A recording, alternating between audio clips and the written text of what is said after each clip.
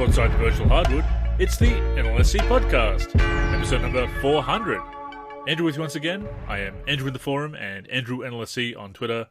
My co-host is Derek. You also know him in the forum as D43, and he is D4384 on Twitter. I'm happy to be here for the 100th time. 100 episodes, you and I as a duo doing this this podcast. Congratulations on 400. That's unreal. Like we had talked about on prior shows, most people stop after the 7th podcast recording. Yeah, they don't even get past 7 or 10 seems to be the magic number, or the cursed number, as the case may be. Congratulations to you, and thank you for being my co-host for these 100 episodes. It really emphasizes how time has flown. It seems only yesterday that I was reaching out to you on Twitter. Hey, do you want to co-host? No one else is available this week, and we talked about you coming on the show at one point before. And hey, do you want to make this happen? And 2 years later, you are a NLSC team member, part of the team here at the NLSC, and my permanent co-host on the podcast. It's how time flies. Yeah, 100 episodes in under 2 years. I'm pretty proud of it as far as staying so consistent, putting out a show every week and whatnot. And I went back and listened, actually. I think I told you this, a few weeks back. I went back and listened to the first time that we recorded and, our first episode together. And my mic was so loud on that recording. I just remember my voice just booming. And I'm not sure why that was the case. I think we were trying to adjust. It was our first episode together. But we've definitely... we've had good chemistry since the beginning.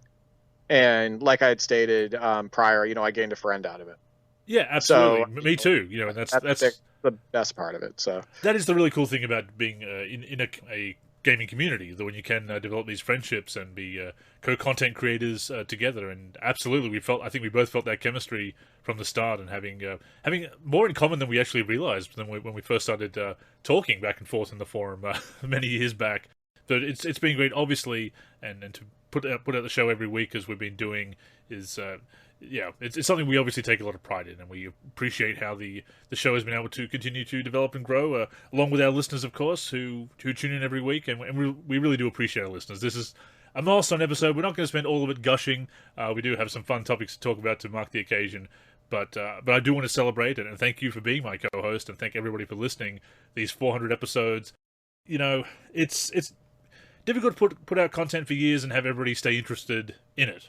And we obviously, again, we do take pride in the content we create, and it's, we enjoy getting on here and talking about basketball gaming. And podcasts are very addictive. And I think you found that out very quickly as well, that you do one and you think, oh, this is kind of fun to produce my own radio show that I can put out at any time on the World Wide Web. Yeah, no, it's great. And I do want to say, too, that, when you reached out to me to be on this podcast, I was super excited. I'm like, wait a minute, I'm going to be on the NLSC podcast. The same podcast that I heard, John on, Jazz Sming and everything. And, I was super excited. And one of the reasons is because, like you said, the listeners, I wanted to be able to talk about basketball gaming and, connect with our listeners and have them connect with me. And, it's just worked out really well. And, I love the comments that we get on the show and the support and whatnot. And you talk to me about the numbers sometimes, and the numbers are great. And so, thanks to the listeners, because without you, we wouldn't be doing the show. Exactly. Like I've said before, that I would do this show even if only 10 people tune in every week. Fortunately, many more than 10 people do tune in every week, so that's even more incentive. But it is nice that those numbers are what they are, and that people are listening and responding so positively to the show. So we really do appreciate that. And in that spirit, thought we'd actually open up the show with a mailbag question, Derek, just to change things up, because we do have some great topics to talk about this week about the history of basketball gaming, a topic that is very near and dear to us, of course, some other things that we've been playing this week over Parsec and whatnot. But we do have a mailbag question this week from Teddy Bear the Gamer at 317TeddyBear on Twitter. Shout out to you as always. Also a big fan of the top 10, Derek, and has had quite a few great highlights in the top 10.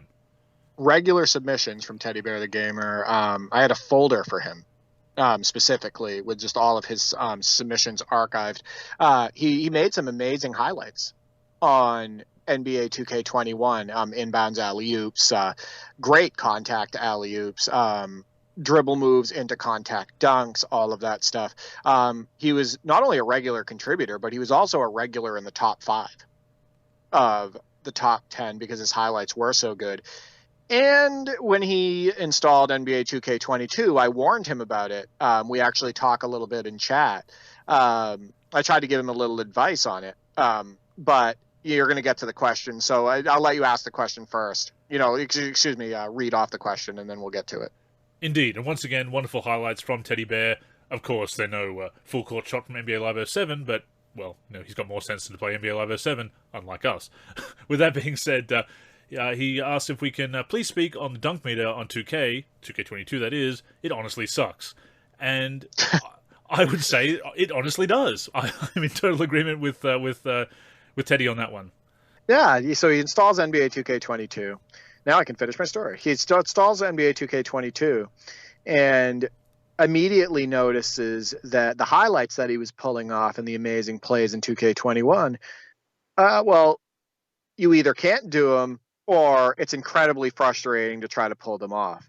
And I talked about this when I was giving my NBA 2K22 first impressions a few episodes ago, when we first installed the game and whatnot. And it is criminal that they didn't give you an option to turn the dunk meter off and the alley-oop meter off. It's a completely new feature. It doesn't work mechanically right. The mechanics are not sound. You'll go up for a dunk, you'll pull back on the joystick, and sometimes with certain dunks, you have to release the joystick super early, way before his hand even gets to the rim. And then with other types of dunks, his hand is in the ball is almost right at the rim, and that's when you need to release it. There's no real consistency. You don't know what animations you're going to get because things happen so fast, whether it be on alley-oops or dunks. I think it's a very poor mechanic. I don't think it works right. And it is absolutely silly for a new mechanic like that, especially with all the issues with it, for there not to be an option to shut it off. I think it's incredibly silly too that when you shut the shot meter off, it doesn't turn off the dunk meter. So visually, the only way to get rid of the meter on the screen is by turning all gameplay indicators off. So I just don't think it was very well planned. And I think part of the problem is, again, they tried to mix something up for the online scene, right? For, the My Career mode, the playing at the park, all of that stuff. And that's what mattered to them the most, and trying to create some sort of skill gap with it. And they didn't think about, the offline modes, right? Like playing in Play Now, playing in My NBA, and all of that stuff, using regular teams. And I just think it's ridiculous. I think there should be an option to shut it off. I absolutely agree. And you're right. It feels like something that's done for the online scene to create a skill gap such as it is. It seems like one of those features that's been done just to add a new wrinkle to the gameplay. Not to really enhance the gameplay, but again, to create this artificial skill gap. And to that point, people are always talking about the skill gap. It's timing a button press. It's almost like a quick time event when you think about it. It's not really a skill gap. It's not really a skillful maneuver on the sticks. It's timing a button press. So, and some people say, well, okay, it's just timing a button press. It's also redundant. It's also difficult online because of the server lag, because of the lag spikes. So it's not even really good for online play, I feel. But I saw somebody ask about this in the official 2K subreddit and said, can you turn it off? And predictably, there were all kinds of, oh, don't you want a skillful game, blah, blah, blah. And this person just straight up said, why, for my offline play, I don't play online. Why do you care how I play the game offline? And that's what it comes down to. People trying to police the way other people play, trying to impose their preferences for this supposed skill gap on everybody else, this elitism, this toxicity. I know we've talked about it before. It's a problem. It's an ongoing problem. And the mechanic doesn't even work right. So it's not, like you said, it's not even true skill gap. I said the same thing when people were talking about, they put in the stick shooting, and remember the whole thing about stick shooting? and people going like 1 for 27 from the floor and stuff like that when they first picked up the game and they were doing the stick shooting. The stick shooting never made sense, and it never felt like real shooting, and the stick shooting itself was a mechanic that was incredibly faulty. It could either be exploited at some points after patches, or it just didn't function normally. It didn't function well at all. And we talked about this before. This isn't new for 2K to just have like faulty mechanics in their games. There's a reason why layup timing is turned off by default, because the layup timing is broken in the game, which you and I experienced when we connected online and played, remember? On 2K21. Absolutely. So that's a faulty mechanic. There is no skill gap when you turn on layup timing. It is a faulty mechanic. Andrew can shoot a layup way out of the meter zone, and it will go in. I can shoot a layup with it in the meter zone and miss it. We did that happen while we were playing. I have that on video still, actually, I think. So, like, I can't stand the whole get good or skill gap when it's related to things like this, because the only way that it would be like a skill gap, get good type situation is if the game mechanic worked properly and it made sense. And in this case, the dunk meter and the alley-oop meter doesn't work properly, and it doesn't make sense. There's a certain amount of myopic viewpoints when it comes to these mechanics, because if somebody masters them, they like them. And just because you like them, or because you can master them, doesn't necessarily make them a good idea for the majority. And of course, this is where the elitism comes in, that, well, you just need to get good, or whatever. I go back to a couple of prime examples here. NBA Live 07, which you and I played recently, as I mentioned. It has 3 shoot buttons. It didn't work out. It wasn't a good idea in the long run. I could see the idea. We all had hopes for it, high hopes for it, but it didn't work out. Now, you can master those controls. You can kind of work around Live 07's issues, sort of. Or you can just say, I'm going to put up with them and these clunky shooting controls. It doesn't make it good. And the same goes for some of 2K's ideas. If 2K never had a bad idea, we wouldn't see them change course on things. And you can just say, oh, it's just there's too many loud voices complaining and whining because they have to get good. No.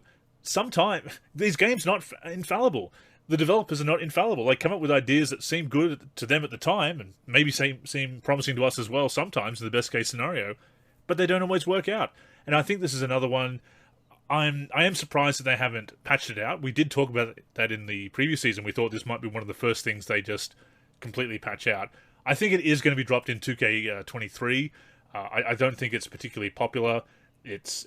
Look what the dunk meter did to Playgrounds 2, and that's an arcade game. So yeah, it's just not a good idea. I'm totally with Teddy on this one. A couple of times I've thrown alley-oops in 2K22 on next gen, only to brick them because I've forgotten of this horrible mechanic, and I can get used to it. I can make it work, but I don't like it. I don't think it's logical. I don't think it's good. So it's not about skill. And again, if you do want to argue skill, it's a quick time event. It's a button press. It is not a skillful maneuvering of the sticks. So no. Well, a couple things. What's with all the extremes? Like these extreme changes. So in NBA 2K21, it was too easy to make contact alley-oop dunks. Like, it happened too often. We were doing it multiple times a game. In real life, contact dunks on alley-oops are, I don't know, once every 10 games. They're very rare. Incredibly rare to make a contact dunk, alley-oop dunk, and they were just happening all the time. Contact dunks at the hoop were a little bit too common as well. There was a little bit too common of occurrence with the sliders by default in NBA 2K21. However, what's with the extreme? So you go from, being able to do it too much to not being able to really do it at all in a completely broken mechanic. Where's the happy medium? No. And we've seen companies do extremes before. Like, sure, maybe NBA with Elite 11, they were like, hey, there's certain things that we want to change about NBA Live 10. Maybe we want to give people more control. And even with something as like switching hands with a dribble, we want to give them more control. But what's with all the extremes? Look how extreme EA Sports went from NBA Live 10 to NBA Elite 11 in 1 year cycle. Like, why do these companies do that? That's absolutely ridiculous. It's the pendulum swinging back and forth. It's trying to reinvent the wheel, just to throw a couple of metaphors out there.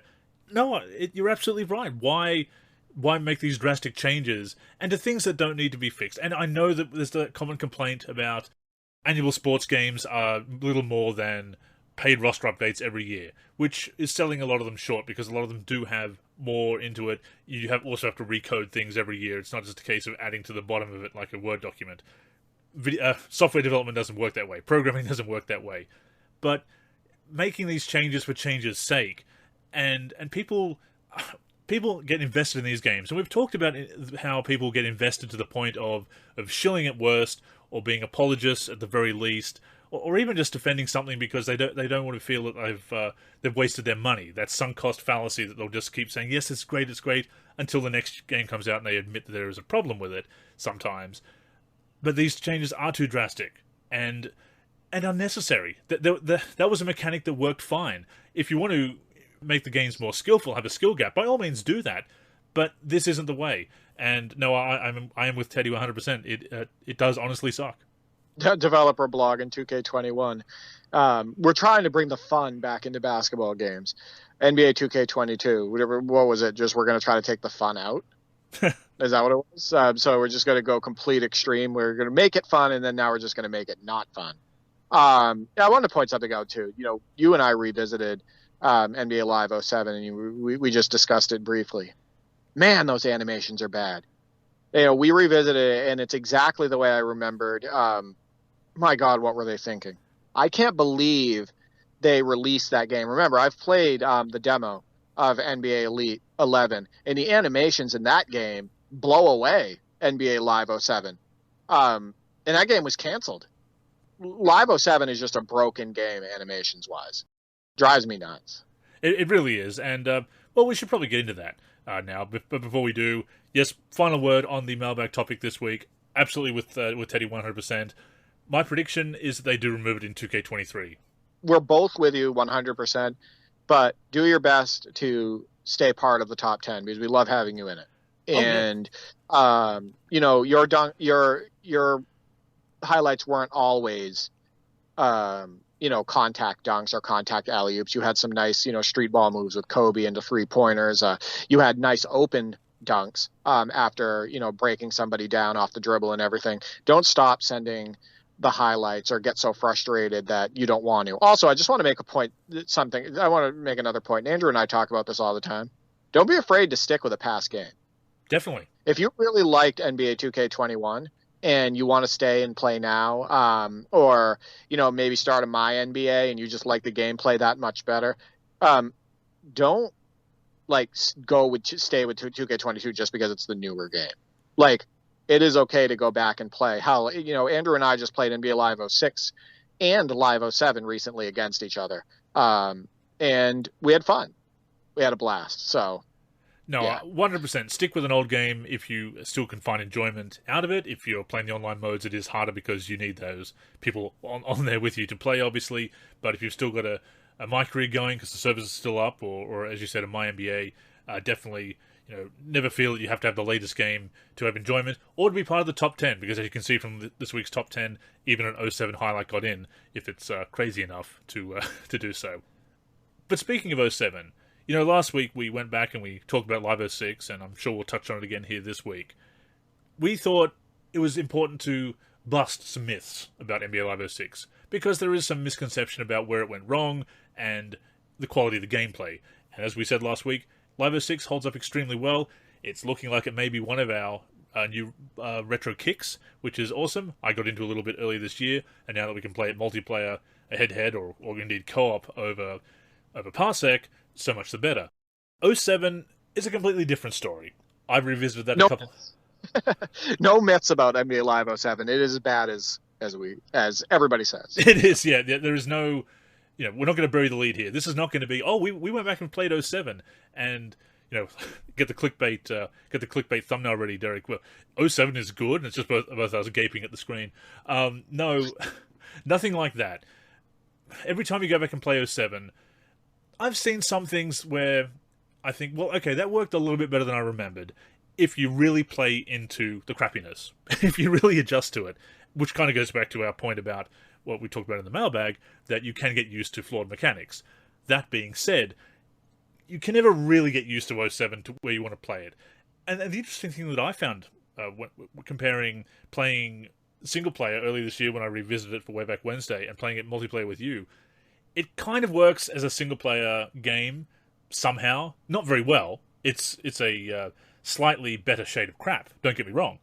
But as a multiplayer experience where you're both going flat out and trying to compete, a competitive scene, it's even worse somehow. I mean, it had some funny moments. You know, I wish we were mic'd up for that because I was laughing at some of the ridiculousness. Yeah, you didn't like the launching towards the hoop and just like bricking dunks.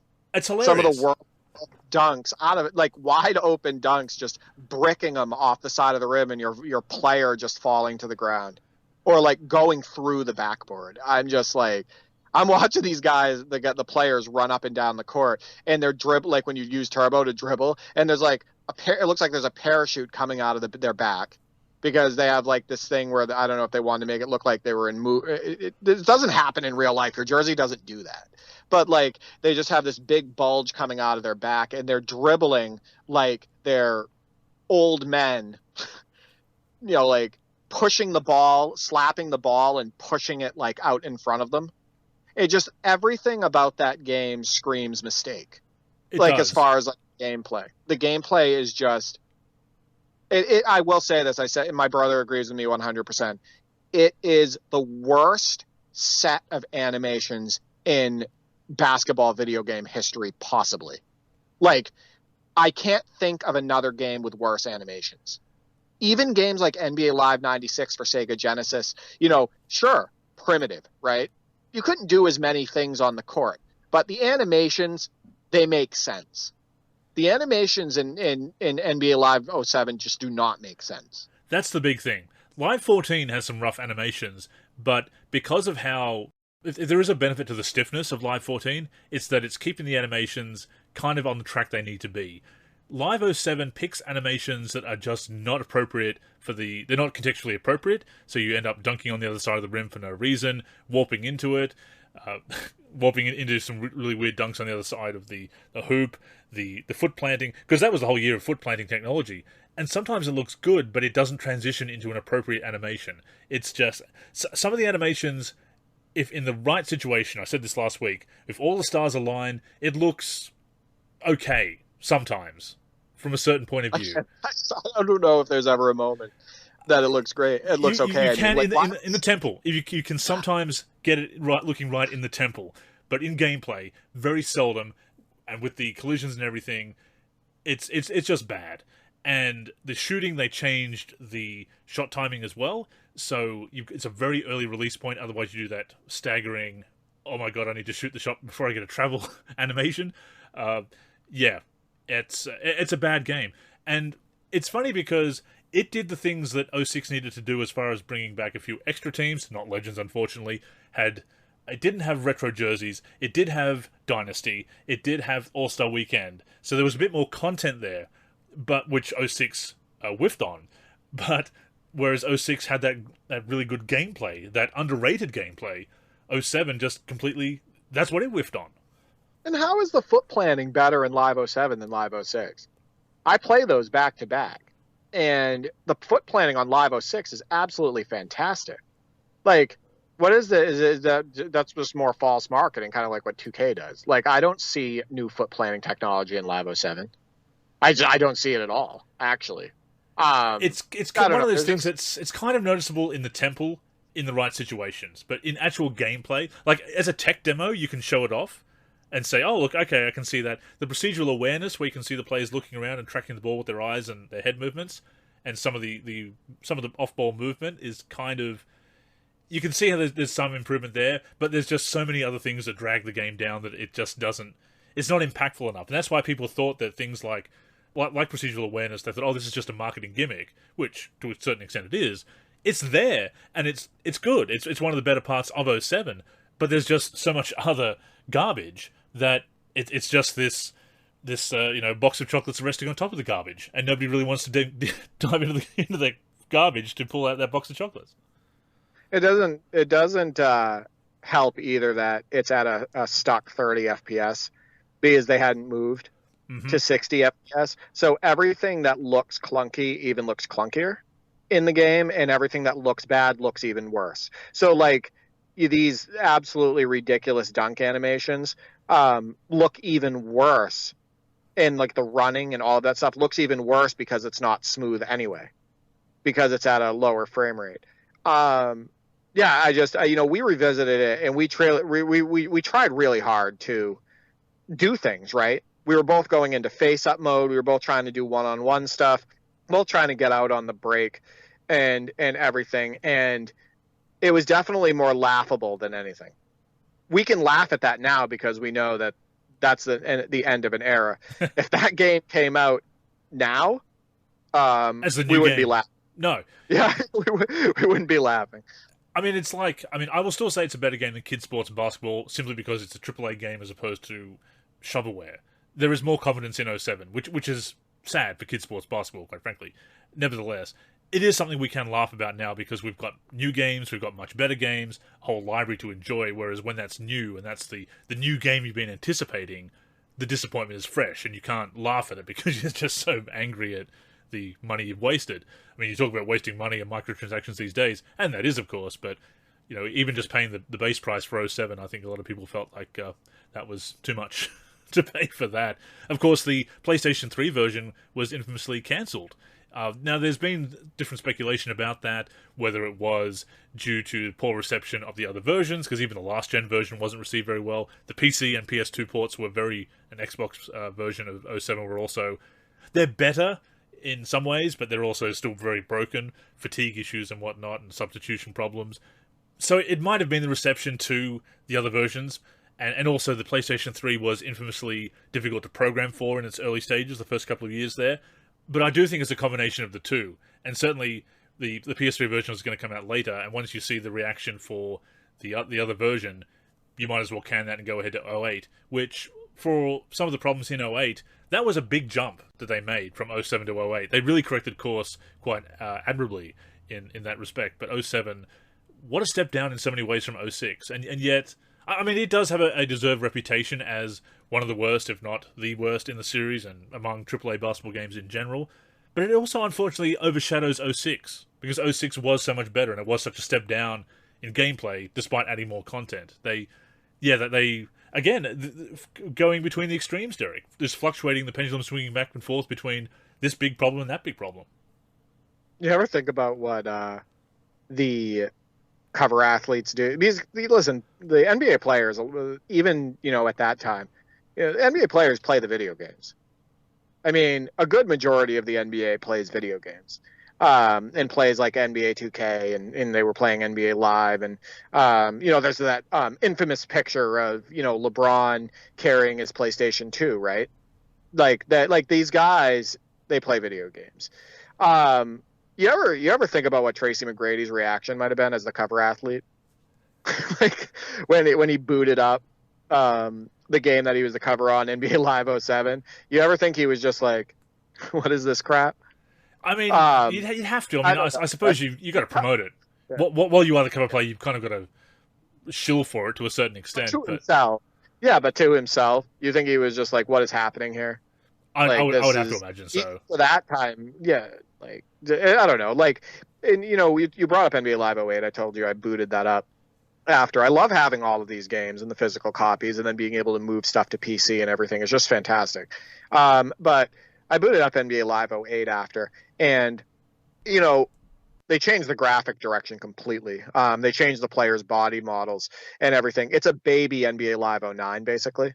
That's the way I look at NBA Live 08. It's basically just a baby NBA Live 09. But they corrected course in order to give us the really solid products of NBA Live 09 and NBA Live 10, right?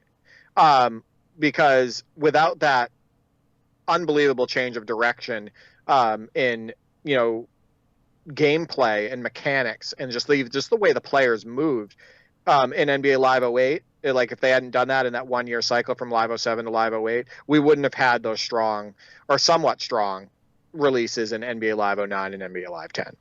Absolutely. It's one of those transitional titles between a very rough release in 07 or a primitive release. Not every transitional release comes between a horrible and a decent to good release, but it is one of those years where they were course correcting and made a lot of improvements. I mean, obviously with the cancellation of the PS3 version for whatever reason, quality probably being at least one of the factors, if not the major factor, they buckled down. They clearly buckled down and realized we have just gone in a really bad direction.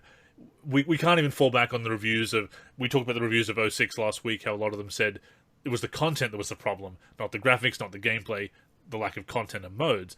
Well, they couldn't fall back on such positive reviews of a part of the game in 07. So they really did need to lift their game for 08, and they did. And I remember playing 08 at the community event and thinking, yes, this is a lot better. This has got some potential. And they brought in the Push Dynasty, of course, which was one of the last big things they did for Dynasty mode. And that is a problem with Live heading into that generation. Because you look at the golden age of NBA Live, where they're just adding new things every year, and everything's getting better. Something is getting better about the game. New content, modes are expanding, gameplay mechanics are expanding. But the Live, over the years, got to a certain point, and I believe we covered this in our 25th anniversary of NBA Live double episode a couple of years ago, that they get to a certain point, and they just stop innovating. Like, okay, we've got Dynasty in the mode, it's kind of deep, there you go. And then you look at My League and My NBA and Association, all the franchise modes of 2K, how they just continue to push the envelope and add new things, even when it seemed like you could say, well, they've got a pretty deep mode. If that's all they do with it, still pretty good, and yet they're still going with it. And Live would just stop innovating. Right, exactly. Or they just remove stuff that people liked out of blue for no reason. Right. Exactly, yeah. And then they lose something like All-Star Weekend in Live 10, and then Dynasty has some sim engine problems with the simulated stats in Live 10. So there's just these little things that, whereas 2K would keep pushing, and look, that's not to say 2K has been perfect, and there are plenty of things that 2K has done that we can criticize and do, but that has been Live's big problem, is going in bad directions and losing content or stopping innovating, and 07 was again one of those years where it just set them back so much. Well, or just going backwards, like, hey, look, everybody, we have size ups for players in NBA Live 10, but hey, in NBA Live 19, a game that comes out 9 years later, yeah, we're not gonna have size ups for players. Yeah, everybody's just gonna have generic dribbling. It makes no sense. I don't know how I would feel good as a developer and a company releasing games that had less features and less ability than a game almost a decade older. Right. So like stuff like that just puzzles me and makes me scratch my head. Another thing that bothers me too. And, I was thinking about it after you and I had our NBA Live 07 session. And, I was thinking about how poor the game was, but that they came back the next year with NBA Live 08. And not only on the Xbox 360, but again, they brought it to PlayStation 3 and they put a full effort into NBA Live 08. How could they make that comeback and release a game following NBA Live 07, which is arguably the worst game in the NBA Live franchise history, followed by making a overall well-received and well-reviewed NBA Live 19 and then canceling the series? And it's not money. It's not money. They have the money. EA Sports is loaded. How do they go from, they made a comeback from NBA Live 07 in the next year, but they have a really strong base in NBA Live 19 in a game that's reviewed well and people wanting more and wanting another one. And then they cancel the series. And now we're going into 2022 without another NBA Live. Like, drives me nuts. Same thing with NBA Live 14. They were like, you know what? Live 14 is also one of the worst games in the series, and they came back and the next year and they made a ton of changes and released NBA Live 15 and NBA Live 16. I just don't get it. I don't get all of the cancellations. It's mind-blowing. The main problem, I think, is that they've lost so much market strength. They want something that will move the needle. They want to be... Whereas we're, to go back to the NBA at the time, we all wanted them to trust the process and to build and to become a contender again. to compare them to the 76ers and trust the process. But in the meantime, 2K is just this juggernaut that's getting all these sales, all this recurrent revenue. They're just killing NBA Live in both sales and critical reception. Whereas back in the day, even around that time, the mid-2000s, Live was still the best-selling game up until NBA Live 09 and NBA 2K9. That was the year 2K9 outsold Live 09, and that's when it flipped, and they never looked back. So, I mean, I think that's because they want something, or maybe the suits want something that will move the needle.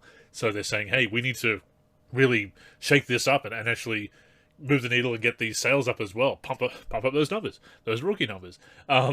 So I think that's a big part of it, where they still had a comfortable market share, I think, in the mid-2000s, that maybe they're like, okay, we can do this. We can bounce back in a year, and we've got the company behind us. Maybe that's not a thing anymore.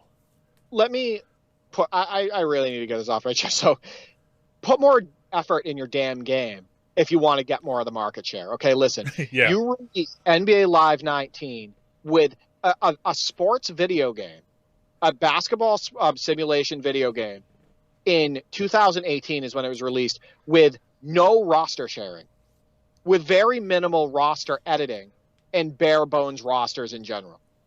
If you want people to jump on your game, put some more damn effort into your game and give people the tools that are going to make them want to pick it up.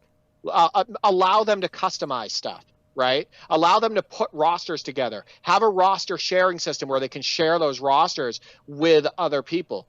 Have, look at what your competitor is doing. Hell, 2K steals stuff from you guys all the time, right? Look what your competitor is doing and put your own twist on it, right? So, it absolutely drives me nuts. Well, we don't have the market share, or we're not doing well. Well, maybe that's because in a sports game released in 2018, you wouldn't even give people the ability to customize their damn rosters, and share rosters. And, you gave them no classic content for, the offline use and all of that stuff. A bare bones franchise mode, all of that. Only one, you can only use one team in the franchise mode in the game. You didn't give people what they want. Of course you're not going to gain more of the market share. This is nobody's fault. This isn't the consumer's fault for not buying the game. None of it. This is 100% on EA Sports. It's absolutely ridiculous. I mean, it's a self-fulfilling prophecy, is it not? You put out a game that fails to delight, to impress. It's not going to sell. And people want that, and it's one of those things where they're just doing the bare minimum. When they call it a streamlined franchise mode, you mean bare bones. That's a nice way of saying that it's somehow shallower than it was 10 years ago, which is unacceptable. And you see some of the roster management functionality, things like that, and when you're not even hitting the basics from the games we're doing over 10 years ago, then it's not going to move the needle. Absolutely. And it is frustrating. What's going to happen in the future, we don't know. We do think that they're going to be working on something, because there's all these hints and whatnot, but you can see the mistakes that they've made throughout history. And it's a shame that 06 wasn't a stronger release at the time, because maybe they still go in the direction of 07 because they still have that technology working in the background. Apparently they were thinking about making that change to NBA Elite, that they made to NBA Elite 11 even before NBA Live 10 came out, so that was in the pipeline. So there are these ideas stewing in the background that if you're going to change direction, maybe scrap the thing. If something's working out, maybe scrap the idea that's going to change everything, possibly for the worse, and probably for the worse. It is frustrating to see how that's happened, but the great thing now is that we can go back to some of these games and either have a laugh at them, obviously, with 07, but 06, we're looking at maybe doing some co-op play over Parsec. I mean, head-to-head is fun as well, but we're looking at possible a co-op season. Yeah, with this stuff, really quick before we move on to that, I just don't know how developers can, and it gets through quality assurance too, right? It's not, it's like the people developing the game, and then it gets through production. It passes quality tests and everything. I don't know how some of the stuff gets in these games, like with the NBA Live 07 stuff, some of the stuff in NBA Live 19, some of the ridiculous problems with NBA 2K22. I just absolutely don't understand how this stuff gets through to production. It absolutely blows my mind, because a lot of it just doesn't make any sense at all. So that's the last thing I'm going to say about that. As far as Live 06, so, we had talked about it, and we're going to give this a try, and we'll talk about it hopefully on the next podcast. Andrew and I are going to use Parsec. We're going to play NBA Live 06 for the 360 off of my computer, and we're going to actually play a season on the same team, and I'm going to lock. And I think Andrew and I are in agreement that a really fun team to use, because I'm going to lock on the point guard, is going to be the Orlando Magic. So I'm going to lock on the point guard. He's going to use the rest of the players. And that Orlando Magic team has Steve Francis, which we'll put at point, Grant Hill, baby Dwight Howard, who's actually on the power forward spot in that game with Calvin Cato at center. And it has Hito Turkoglu and a 90s gem that both Andrew and I really liked as a player, Stacey Augmon, baby Deshaun Stevenson, Jameer Nelson. It's a fun team to put on the floor with lob, post-up options, slashers, shooters, all of that stuff. So I think it would be a lot of fun. That team does look like it's going to be the way to go. And I also like the Magic's branding, which sounds very superficial, and admittedly it is. But I think when you do play a season with a team, you need to like looking at the jerseys, game in and game out as well. No, I love those jerseys. The branding is great. The floor is fantastic. I like the blue, that shade of blue that they were using in those years. Yeah, I really like it. I also like the idea of having a good mix of vets and young players, and not just vets and young players, but exciting players for both of those categories. Having a baby Dwight Howard is fantastic. Having in his prime or coming into his prime, Hito Turkoglu is great.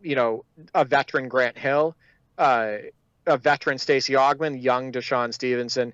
Yeah, it's just, and Steve Francis, for me, how big of a fan I was of Steve Francis. I really enjoy Steve Francis and his game, and I think he's incredibly underrated. I get to use an explosive point guard who I really enjoyed watching. So I think it would make sense. You came up with a couple other options, though, if you want to go over those, in case we don't like the Magic. Indeed. I mean, even if with the Magic, I also suggested if we did the trade that they did make in 2006, which was to send Steve Francis to the Knicks for Penny Hardaway, and those were the key players in that deal, then we have the Penny and Hill together, the players who were supposed to be the big names of the late 90s, early 2000s, and injuries derailed their careers. We kind of have that on the virtual hardwood rewrite history. Of course, when they immediately released Penny, and he retired for a year before the brief comeback with the Heat and the reunion with Shaq. But that's an option there. The Warriors look like a pretty good option as well. They again have that mix of some good veterans and the exciting young players. Of course, you've got the Baron Davis and Jason Richardson backcourt, which is nice too, and that's quite fun to play with. I played a game with them. The 76ers, the 2006 76ers, which you added to the Ultimate Classic Teams roster, just a great video game team, and they've even got Jamal Mashburn, who never ended up playing a game for them in real life, as we mentioned last week. We could have a scenario where he does play, because this is the thing you can do in video games, of course, rewrite history with an old game. Maybe Mashburn, in our reality, he comes back and he's this great bench player for the young 2006 76ers. I mean, we have some options there, yeah. Yeah, he was fantastic. I love watching highlights and going back and watching games of Jamal Mashburn. He put up 50 on our favorite player, Scottie Pippen. Not our favorite player. Not at the moment, but, no. But no, I think that we have some really good options. People are probably like, are these guys really still talking about NBA Live 06? But it's really fun. It's just fun to go back and play these games. And, if we end up doing this and it works out, you'll see highlights of us during the season. Now, we don't have audio. I still haven't figured that out, and the developers of the emulator haven't figured that out. But, we can put it to a little music or something like that. I don't think it completely ruins the experience, because otherwise it just works like the console. We do miss out, unfortunately, of the great commentary in 06 where they were hyping up Carmelo Anthony's covers. That was again back when the time when EA could kind of thump their chest. That was kind of some meta commentary there. That was a nice dunk, by the way. That's a top 10 worthy dunk that I believe you sent it to me, of Melo. I did want to point out, I was telling people on the last podcast that Andrew's NBA 2K14 um, retro kick, where he was playing, my career and whatnot, that I was just I was flooded with highlights from him. From this my career experience, and I love it. All the highlights that I received from him, I watched every one, and it's really cool to see him. Now it's NBA Live 06. So I'm just getting absolutely bombarded with NBA Live 06 highlights, and I absolutely love it. I'm seeing Nash to Stoudemire lobs. I'm seeing, Carmelo Anthony with the quick first step and, throwing it down in traffic. And I'm seeing the Matrix with his, Sean Marion with his signature style shot and all of that stuff. Andrew with some steals and blocks. And just to let you know, when Andrew gets into a game, I mean, he really gets into it.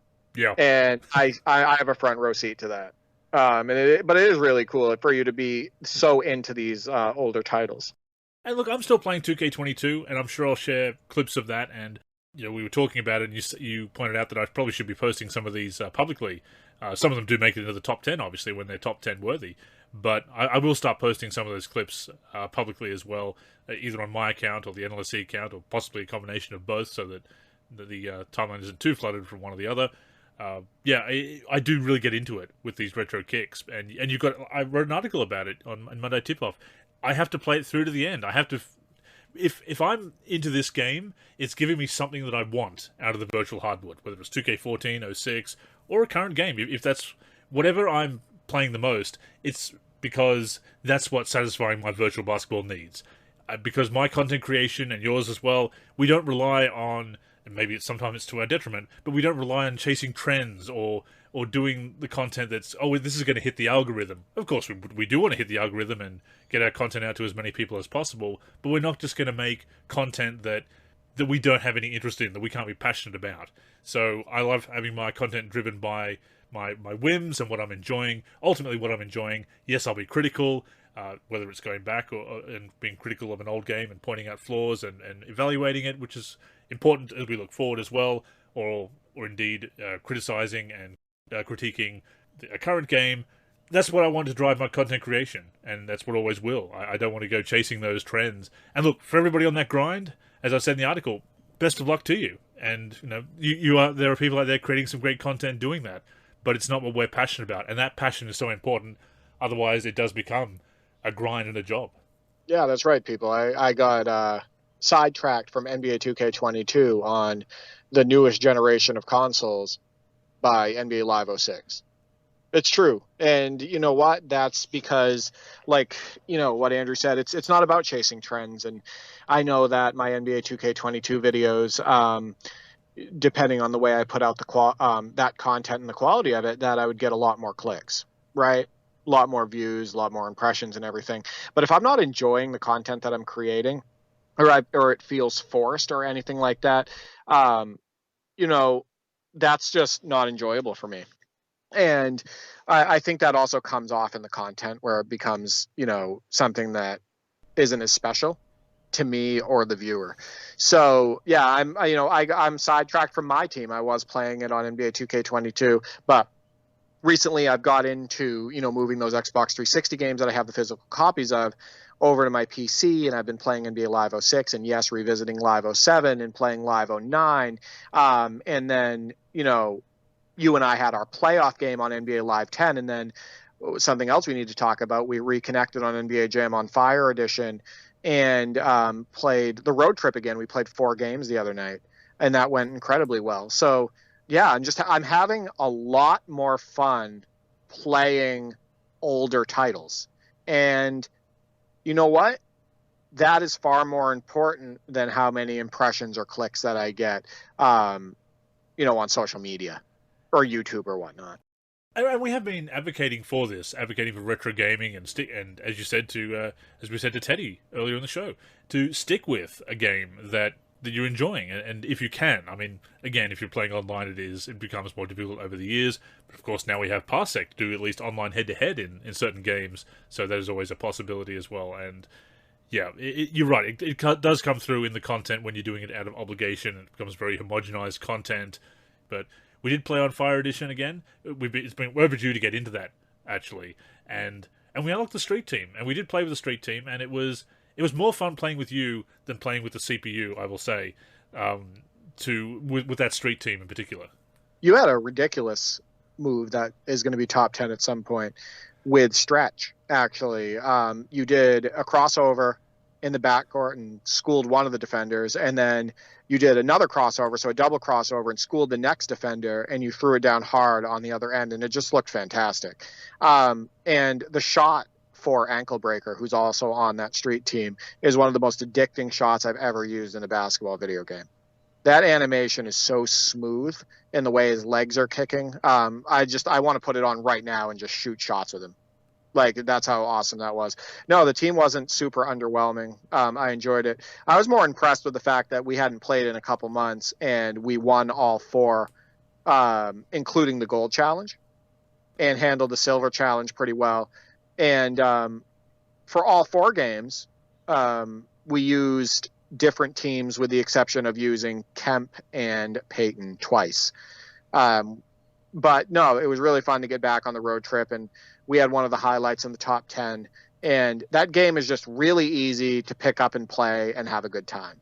And that mode is one of the best modes, if not the best modes ever in an arcade game. Oh, I'm a big advocate for road trip. It really solved the problem of classic campaign feeling too dry and repetitive in Jam 2010. Jam 2010 was a faithful recreation of the originals in so many ways, which was both a blessing and a curse. It was obviously great to have that familiar style, but it brought things to the modern day, what was in the modern day, that hadn't aged well, and one of those was that repetitive classic campaign. If I do have a criticism of Road Trip, it's that they didn't have enough different challenges. I do like that they have a lot of classic 2v2 so that it's not too wacky, but I feel like at least some of the challenges could have had a few more. You know, we've played through the entire Western Conference now, and there's a lot of classic 2v2, which again is nice in some respects, but I feel like they could have changed up just a little bit more here and there. That's one thing that I really liked, actually, about Dunk Lords, going through the whole campaign and beating it with my brother, is they switched up the challenges and the atmosphere and all of that stuff so often that every game felt unique.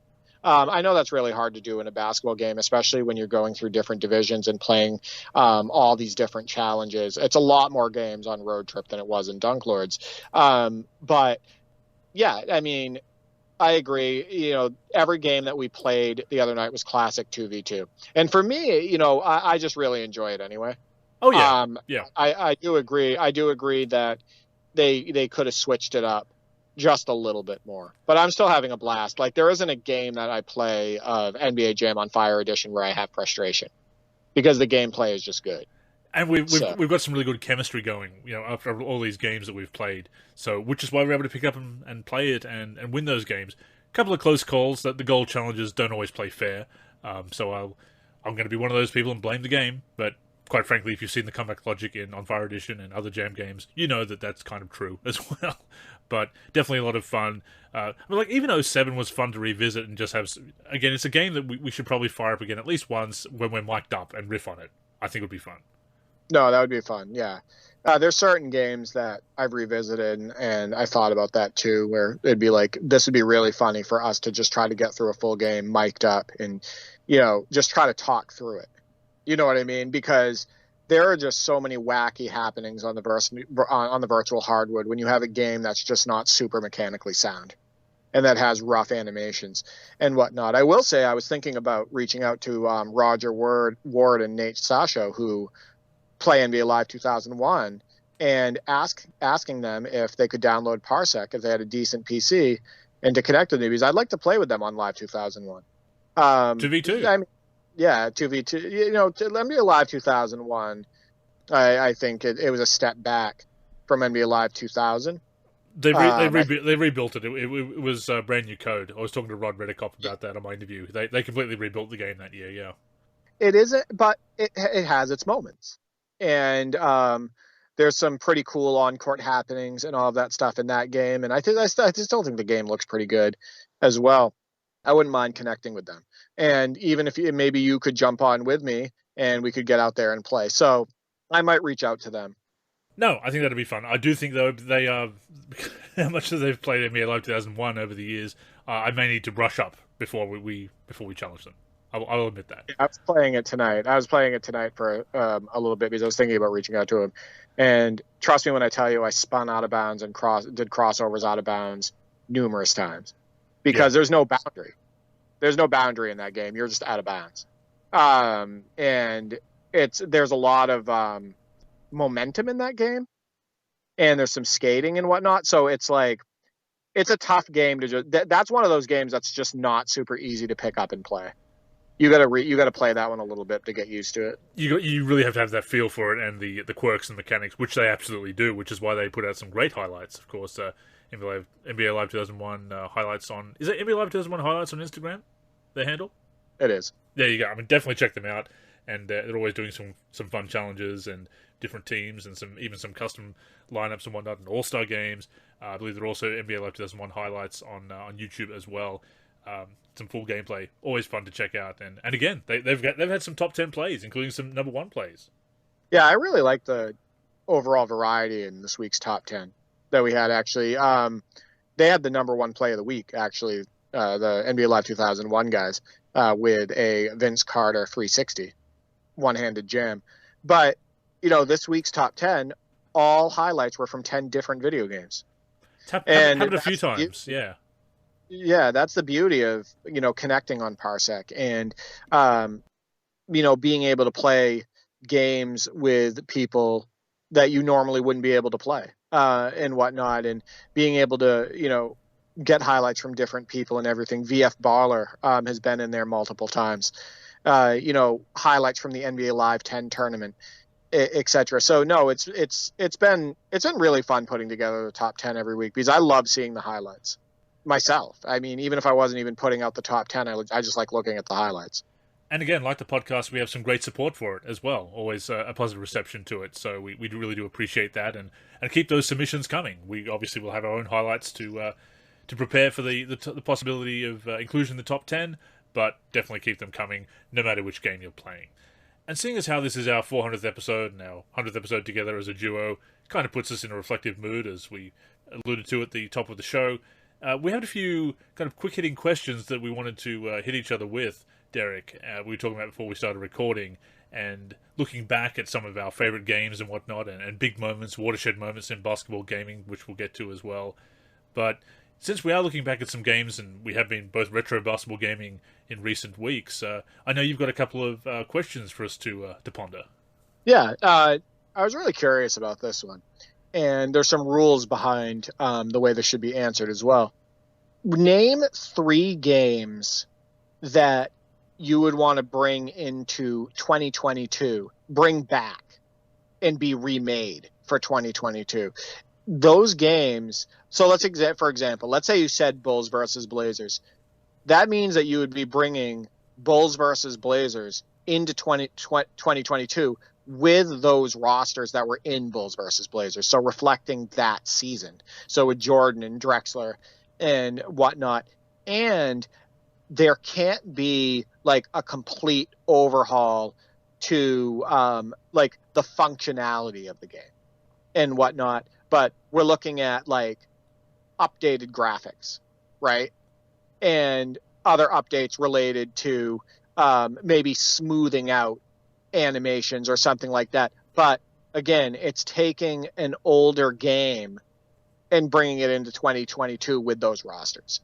So is it going to have the exact same gameplay mechanics as well, and the same modes and everything? I'll let you answer. So I would say yes, and I would like you to answer it both ways.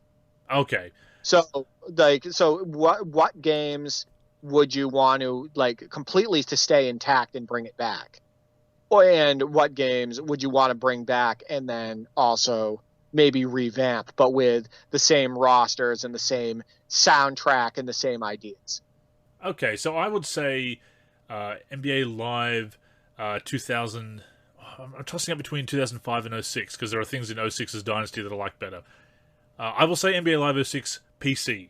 Seeing what can be done with 06 with superior graphics, as we've been playing the 360 version, and knowing the modability of that game, so that anything that's missing we can we can do stuff with it. And it's I'm a fan of that season, of the 2005-2006 season, so I like the rosters for that. I like all the functionality of the All-Star Weekend. So my first one of my favorites, obviously, '06.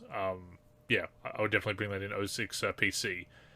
And you get freestyle superstars, yeah. Exactly. In 2022, which would be fantastic. And that would also mean that you get the classic teams back.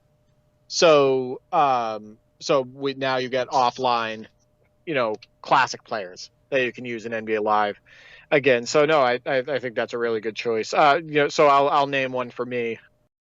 So I would say Bulls versus Lakers. And the reason for Bulls versus Lakers is that's actually the first year that I have basketball memories of.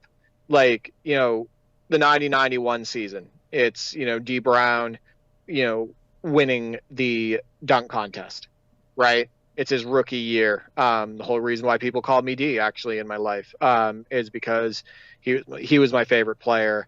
And I asked my family at the time, my two brothers and my parents, I asked them to call me D, and it stuck. Everybody's called me D since. But I have a lot of nostalgia for the 1991 season. I think it was a fantastic season for the NBA. So many legends. That's Magic Johnson, Michael Jordan, and Larry Bird, all in the NBA together for the last season, because obviously Magic was gone after the 1991 season. Yeah, I would say that would be the one for that reason. So bringing those rosters, official rosters, into 2022. Now, imagine that game with updated graphics as well. Now, obviously, it would look weird to have updated graphics and that incredibly simple, plain gameplay, right? But I'd still like to see it, and I would still play it. It would be weird playing a game like that with those mechanics. But yeah, like I said, I just have too much nostalgia for that season. It's interesting because also you've only got the playoffs mode, and not even a full playoffs series with that game, because you don't have all the included teams as well. Would you also be making those changes? Are we assuming there's going to be some? When you say we're bringing these games back with modern ideas and sensibilities, would it also have like a season mode or a full playoffs and a full complement of teams? 100%. So yeah, that would be my choice also for that portion of it. So, if there was an option to update some of the animations and put some signature style in there, but then also be able to have a full season mode and whatnot, I think that would be key. It wouldn't even need to have like roster customization, right? Because I'd want to keep that portion intact. Like I want it to be just a game based on that season, right? So no roster editing, a full season mode, updated graphics. And I think that would, and maybe some, maybe put a little bit of signature style in there. And then that would make me happy. No, that's fair. I'm going to hit you with a bit of an unusual one, perhaps, although you'll probably not be surprised at the same time. World League Basketball / NCAA Basketball / Super Dunk Shot. Imagine that, with generic players, especially a Super Dunk Shot or World League Basketball, this fictional basketball league or the bootleg NBA game, but with modern graphics, and you've already got that 3D camera from back in the day, which was revolutionary, and you've got the tournament, you've got in-game saves, and so you can add, and you've got the dunk controls. Imagine if you had even more dunks that you could perform with the shot control that you had in that game, and I would just love a new fictional basketball league game. And it's hard to market these days because it's all about the NBA, understandably so. But just imagine that. Do we still get the sea of blue instead of a crowd? You know what? There's a retro mode. You can switch the crowd off. If you switch the crowd off, it goes all blue. Otherwise, it's modern graphics. I'm in. Hey, we revisited that game recently and we had fun. Jordan, I just want to point that Bard, yeah. That was a pretty fun game. If we're being honest. Yeah, I think that's a great idea. You know my feelings about that game. NCAA basketball, which is the college basketball equivalent, is one of my favorite games of all time. I love the presentation. I love the music. I love the gameplay. I just think it's a very strong game, and I think it was really great for its time, and it's still fun now. Yeah, I'd love to see that one remade. Imagine that with updated graphics and a few more moves. That'd be amazing. It'll work. Yeah, absolutely. And like you say, that the originals are still fun to play today. I'm not averse to playing it again. No, absolutely. So I'm going to say NBA Live 96. Another incredibly nostalgic experience for me every time I revisit that game. We had the Sega Genesis version. I know that you had the PC version and whatnot. But my nostalgia for that game is centered around that Sega Genesis version, with that isometric view and whatnot. I would love to see NBA Live 96 with those rosters from that season, remade for 2022. Have that isometric view in there. Maybe update, give the animation just a little bit more variety, but keep the pace that was in that game. Actually have a steal button, right?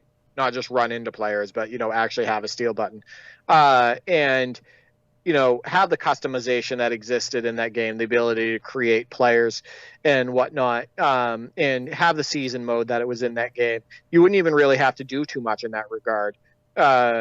I would love to see that. I have a lot of nostalgia, as do you, obviously, for the for that season, for the season that NBA Live 96 represents. A lot of great, amazing talent in the league at the time, and I believe that's roughly around when you started really getting into the NBA. It is, yeah. So, yeah, I would say NBA Live 96 reborn in 2022, remastered would be fantastic.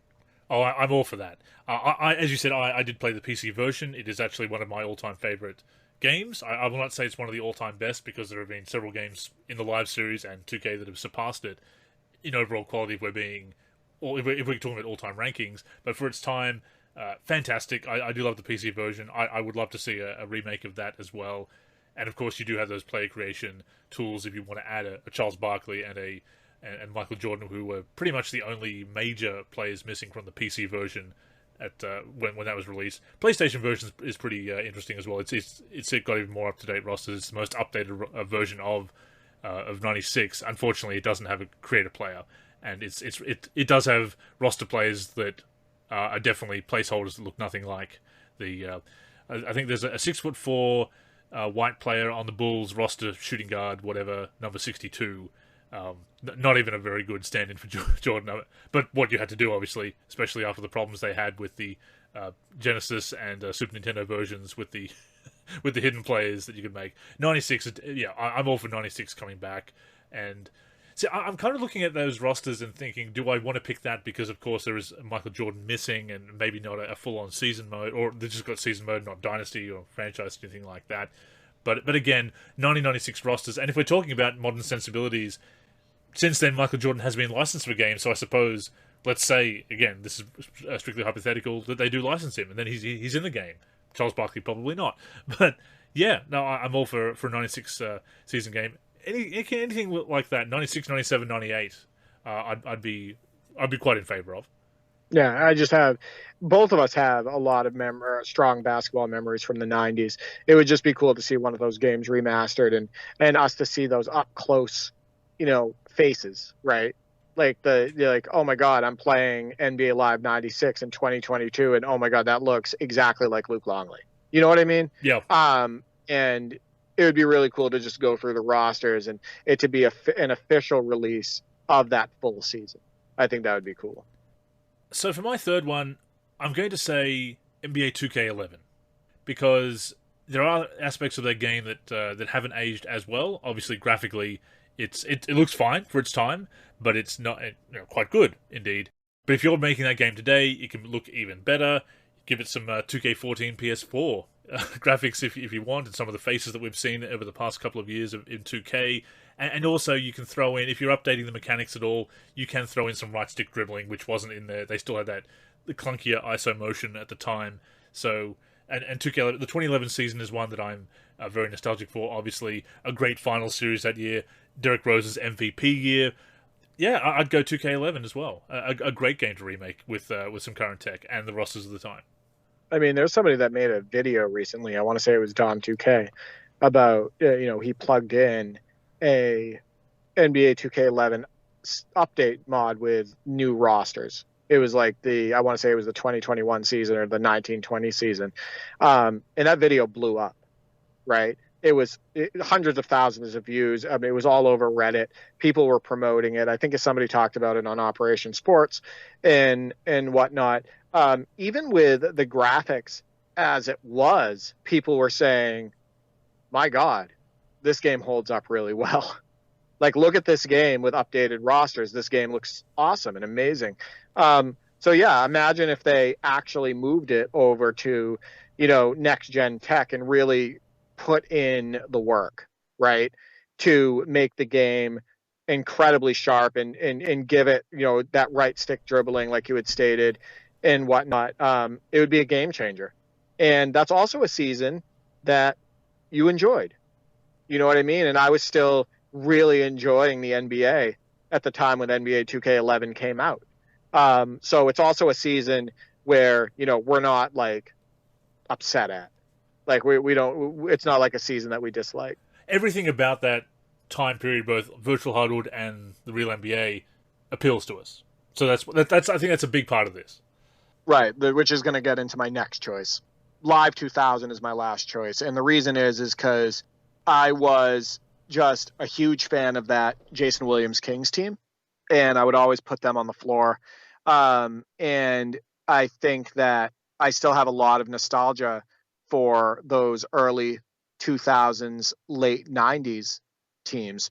I also really like the direction they went in with NBA Live 2000. I think it was a really strong release. I think updated graphics, a few extra animations in there, and just keeping all the other options that were in the game intact would just be an awesome experience. You've got Live 2000, Legends, all decade teams. You got your Legends, yeah. You got your Legends in there. Your all decade teams. You have a really good season mode, which we've talked about on prior podcasts. On PC, you've got the first franchise mode, which was great. If you go to the PC version, right.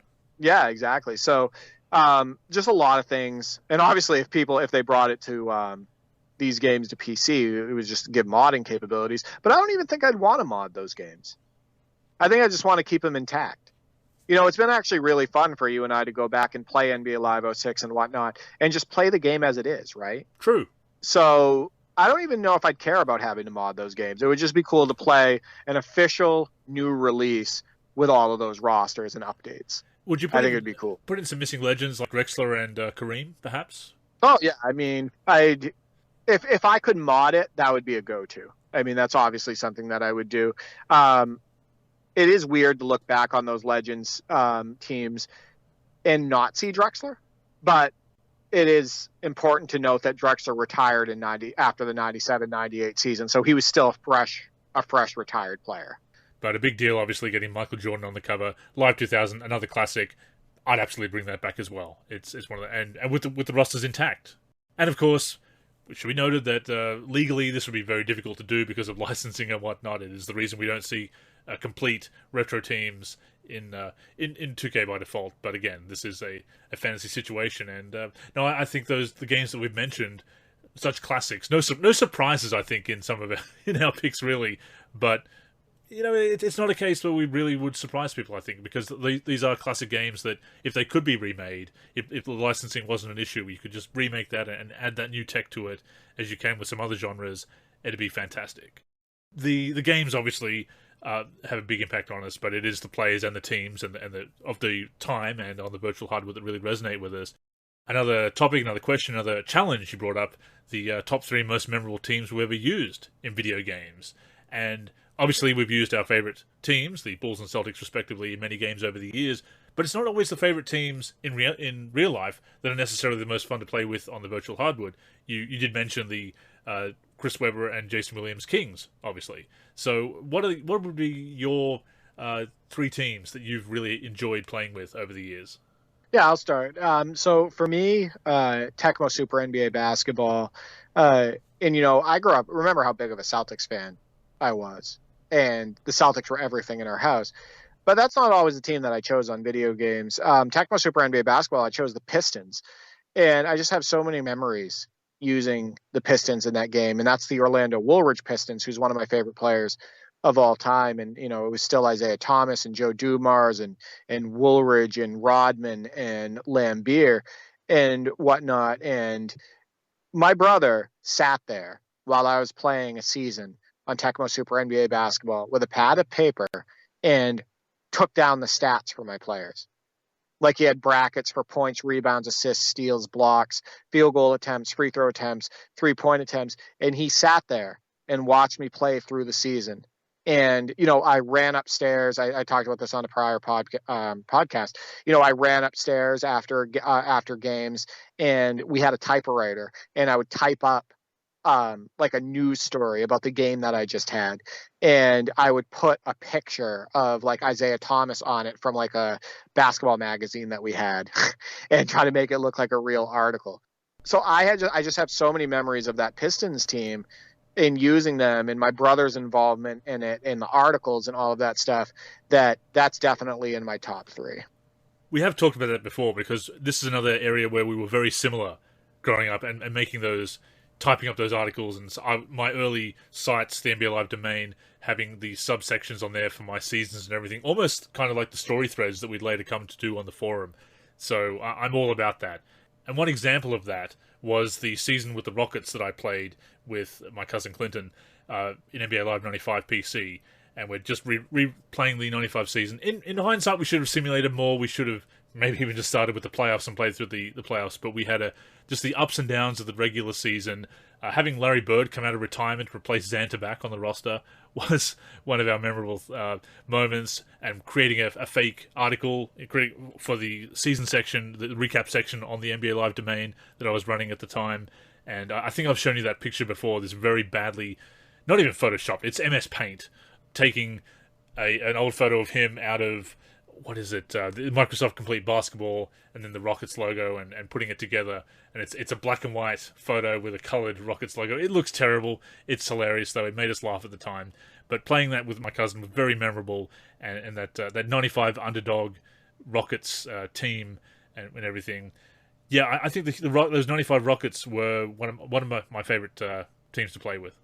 Yeah, you did actually show me that. And it is funny, too, because when you get down to it, sometimes the teams that you had the most fun with are ones that you had to mess with, whether it's signing players or trading players away, or like maybe a modded team, or, like with my brothers, it's Legends and all of that stuff. That makeshift Celtics team on NBA 2K17, which I discussed. So those teams count. You know what I mean? Yep. Especially if you're using them with the default game's assets and mechanics, and if it's in a franchise and whatnot. My second choice is actually going to be the Nuggets in NBA 2K9. This was the first time that my brother Nick and I played against each other every game and basically finished an entire season, 12-minute quarters. And this is before the rosters were updated. So Iverson's actually on the Nuggets with Melo. It's my favorite Nuggets team. It's the, Iverson, Melo, J.R. Smith, Nene, Kenyon Martin team and whatnot. And we got really deep into that season. We were obsessed playing it. I was so many different highlights with Allen Iverson and Carmelo Anthony, and just powerful dunks with Kenyon Martin and everything. That Nuggets team also is the team that I've played 2 full seasons against my brother with on NBA 2K14 PC using the UBR mod. And it's also the team, my go-to team in my Ultimate Classic Teams roster for NBA 2K17. So a lot of nostalgia with those Nuggets teams, those Iverson Nuggets teams, and that all started actually with NBA 2K9. So that's definitely one of them for me. The Nuggets have had some very fun video game teams over the years. They really have. And, if you go back into the 90s, you have the Abdul Rauf, Robert Pack Nuggets and whatnot, which were super fun to use. Dikembe, yeah, and Dikembe and LaFonso Ellis and everything. So, yeah, if you go back even into the 90s, and even to the 80s, if you're using like retro mods like UBR or URB and whatnot, and you go into the 80s and you get to use the Alex English, Kiki Vandeweghe and Dan Issel Nuggets and whatnot, there you go. You still have some fun Nuggets teams. So they've definitely had a lot of fun teams in the past. I won't mention it as a official list item here because it's a my career and not a team that I specifically chose, and I'm obviously not controlling the entire team with it being my career. But my first year of getting into my career, as I've said before, was in 2K13 with those Denver Nuggets, the 2013 Denver Nuggets, and that that really endeared me to the Nuggets as a place to play my career. Although I've usually gone with the Bulls and led them back to glory in my career when I've played in more recent years. But 2K13 and 2K17, I ended up with the Nuggets, and I think that was why I enjoyed my 2K17 my career as well as much as I did. Obviously, because 2K17 was a fantastic game as well, as was 2K13. But that I kind of by that point I almost had some nostalgia for that first my career experience. So getting back to Denver in that game, both times by chance, was quite special, and those were some fun Nuggets teams to play with my avatar as well. But as far as teams that I've controlled completely in a franchise mode or season mode, I will say obviously the Chicago Bulls. I'm going to make it a three-way tie between 2004, Let Me Love 2004, when I acquired Garnett, 06 when I brought Sean Kemp out of retirement and had him as the veteran presence in the middle, and NBA Live 96, as we mentioned earlier, using my 1998 season roster that I made at the time, running the NBA Live domain, just playing with the Bulls, the last year of the Jordan Bulls via an unofficial roster update that I made in Live 96 PC, and then the rebirth and the baby Bulls of the early to mid 2000s in those dynasty games. Just fun memories, and using my favorite team and being able to obviously replicate their success in the 90s and then lead them back to the promised land, lead them back to success on the virtual hardwood in those really enjoyable 2004 and 06 seasons, and playing multiple seasons actually in those games, 2004 and 06. Yeah, again, some of my all-time favorite basketball gaming memories. Yeah, I know how you are about the Bulls, and you're happy this year, so that's good, and they're playing well. So I'm happy. I'm happy that Joel Embiid didn't take Lonzo Ball's head off with that swinging that punch. That was a full-on haymaker, and he got an inch probably from the face of Lonzo Ball. I can't believe he didn't hit him with that. That Lonzo got lucky because he might have been out for a while. Yeah, because Embiid's a big guy. For me, I have a two-way tie for my third, but I do want to point out there is nothing more. I'm not including them because they're not just like a regular team, but there's nothing more fun than playing Legends on the same team with my brother Nick. There's nothing that will forever beat it, and that is a team that we use default assets to put together if we don't have mods. And it's, I've talked about it before. It's Magic Johnson, Michael Jordan, Larry Bird, Bill Russell, and Wilt Chamberlain in the starting lineup. Drexler, Julius Erving, Kobe Bryant, Hakeem Olajuwon if Barkley's not available, and Kareem on the bench and taking on the regular teams. Nothing beats that. So that's always going to be number one. And then, teams like the makeshift Celtics that I did on NBA 2K17, where all three of us, Mark, Nick, and I, are together, playing against the computer. Nothing will beat that, or like all-time drafts. But for regular in-stock game teams, like default assets, the two-way tie that I have is actually the Pistons with Grant Hill. So on NBA Fast Break 98, played pretty much a full season on that, actually, as well. It wasn't 12-minute quarters at the time. I want to say we were playing like 6 or 7 minutes. But I used the Grant Hill, Joe Dumars, Otis Thorpe, Lindsey Hunter, Detroit Pistons, and Jerry Stackhouse was also on that team in that game in NBA Fast Break 98. And, Grant Hill had his one-handed dunk where he could almost take off from the free throw line, where they said with a move only he could make. It was just a really fun team to use. A lot of nostalgia, a lot of games played with that team, and a lot of blowouts. I blew out my brother and my dad, who actually played with us at the time, quite a bit with that team because Grant Hill and Jerry Stackhouse were just so overpowering. But yeah, so that's one of them. And the other one is actually, when they're available, the Rockets with Drexler, Barkley, and Olajuwon. I had to put those in my NBA 2K17 roster. I had to put in the 96-97 Rockets because obviously they're not in that game by default. But I just have so much nostalgia for that team. I really wish they would won the championship in 96-97 or at least made the finals. So I think that would have been an epic matchup with, Pippen, Jordan, and Rodman and whatnot in the 97 finals. Unfortunately, it ended up being the Jazz. But I just love the pieces on that team, with Kevin Willis, Eddie Johnson, Matt Maloney, Sadale Threat, and I just, Mario Ellie, just so many fun pieces. And, when I could use them on video games, I would. Unfortunately, I have to really mostly do it through mods. I mean, that speaks to my nostalgia as well. Mid to late 90s, those Pistons teams. I'm an unashamed fan of the teal jerseys. I know they're very unpopular, as are the Rockets, quote-unquote, pajama jerseys as well. I don't care. I love both of those designs. I love that branding. Do I. Some great teams there. As you said, Grant Hill leading the way. And what a player he was destined to become. And again, this is why we're looking at doing the Magic in 06, the co-op season 06 over Parsec, because of some of those players that you mentioned. And of course, those 97 Rockets, the Barkley being that big off-season acquisition. Yeah, absolutely classic as well. So I'm all over using those teams. Again, why I would love to see games from the mid-2000s if they could be mid-2000s, mid-90s, mid-2000s as well, but certainly mid-90s remade like that. My third and final team, I'm actually going to say the Sacramento Kings in Live 2002.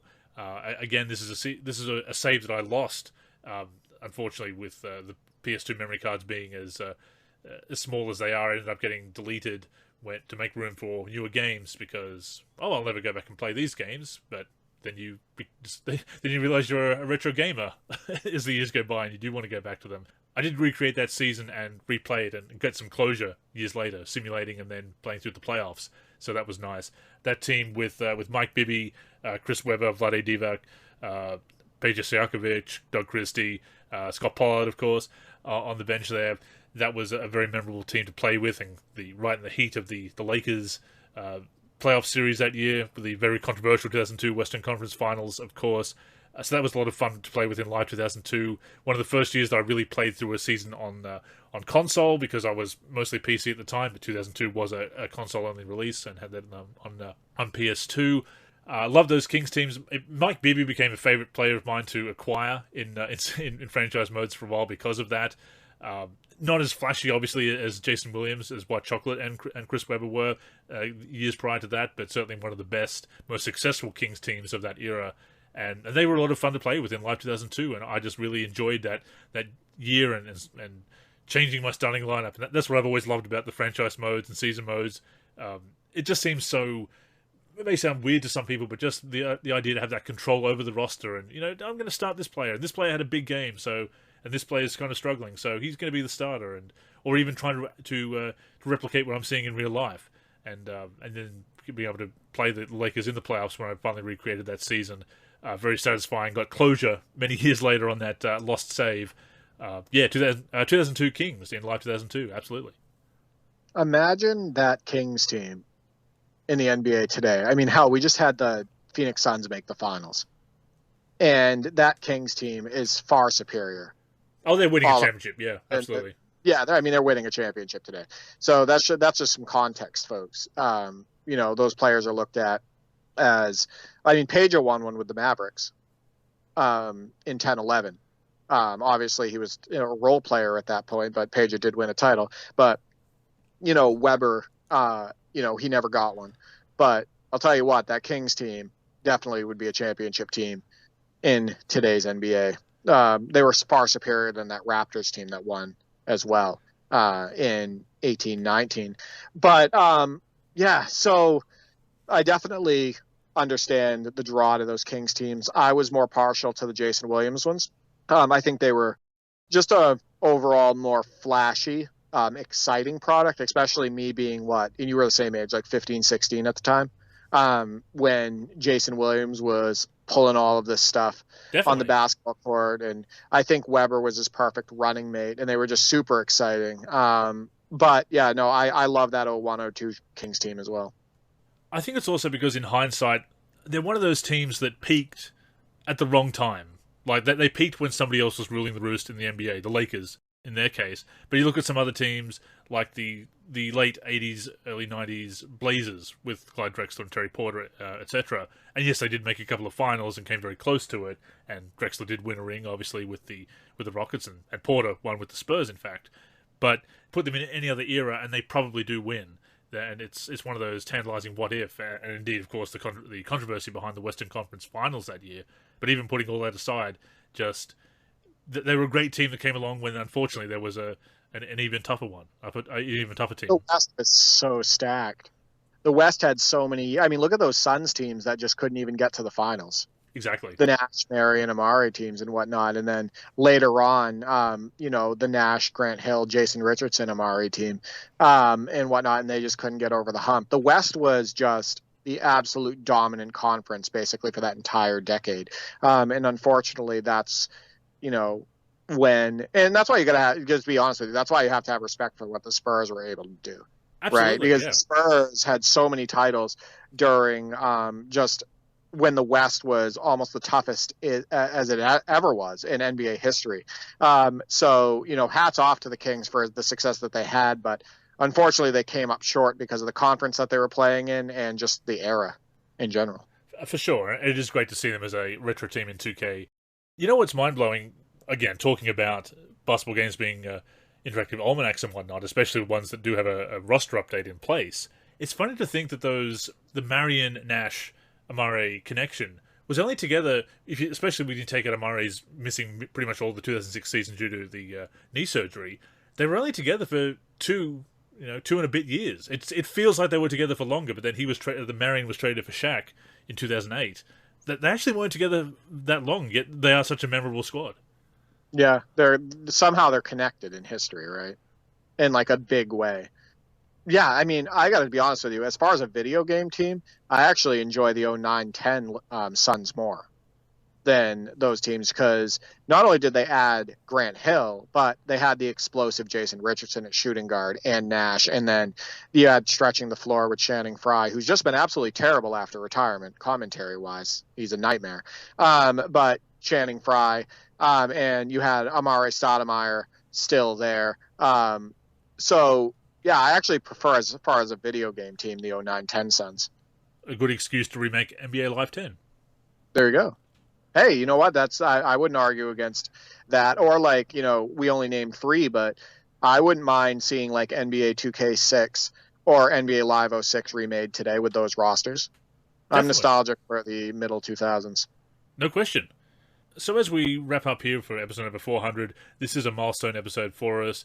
So we were also thinking about milestone moments in basketball gaming. Those watershed moments that changed basketball gaming for better or worse. And to that point, we were talking about naming 2 good and 1 bad milestone moments in basketball gaming. 2 good, 1 bad. So good, having joysticks on controllers, that simple. Yep. That led to right stick dribbling. Of course, with 2K, it didn't happen until 2K13. But people forget, games like NBA Shootout 2003 and NBA 06 and whatnot, that series, those had right stick dribbling. It wasn't just NBA Live doing it, but of course, NBA Live is the one who I believe originated it. They did it first. And they did it so well. They did it the best. Let's be honest. I played those other games. The other games don't do it as well. But being able to control your player with your player's movement with the joystick gave you more control as opposed to using arrows. Then having the opposite joystick to be able to, pull off and chain together dribble moves and whatnot. And obviously that stick has now evolved into other stuff, which is one of my favorite things about NBA 2K17 where, hey, I can use the right joystick to dunk on the right side of the hoop if I want, the left side of the hoop, depending on which way I push it. I can push it towards the baseline to do a reverse layup without turbo or have turbo on and do a reverse dunk if the player can do that. I can pull back on the joystick to do a signature dunk. it's changed gaming in such a big way, and for sports games, and in a sport like basketball that has so much involved with it and so many different moves that can be pulled off and whatnot. I don't know if there's a much bigger game changer than, joysticks being added to controllers. It really is one of the biggest innovations and best innovations in basketball gaming. You look at what we had to do before. Push a button and hope that you get the right animation, which we know how much of an issue that is with shooting or passing. The increased control of the right sticks, and not just dribbling, but also being able to steal with the left or the right hand, to just raise the player's arms to contest a shot rather than jumping to block, so that you don't necessarily have to commit to the jump and be left in the dust. So it changed defense. Yeah, no, it absolutely changed the way you play both sides of the ball. Absolutely, yeah. Huge. And again, live, I do agree that live certainly did it best when it was first being implemented. I think 2K has taken the ball and run with it, no pun intended, with the right stick controls.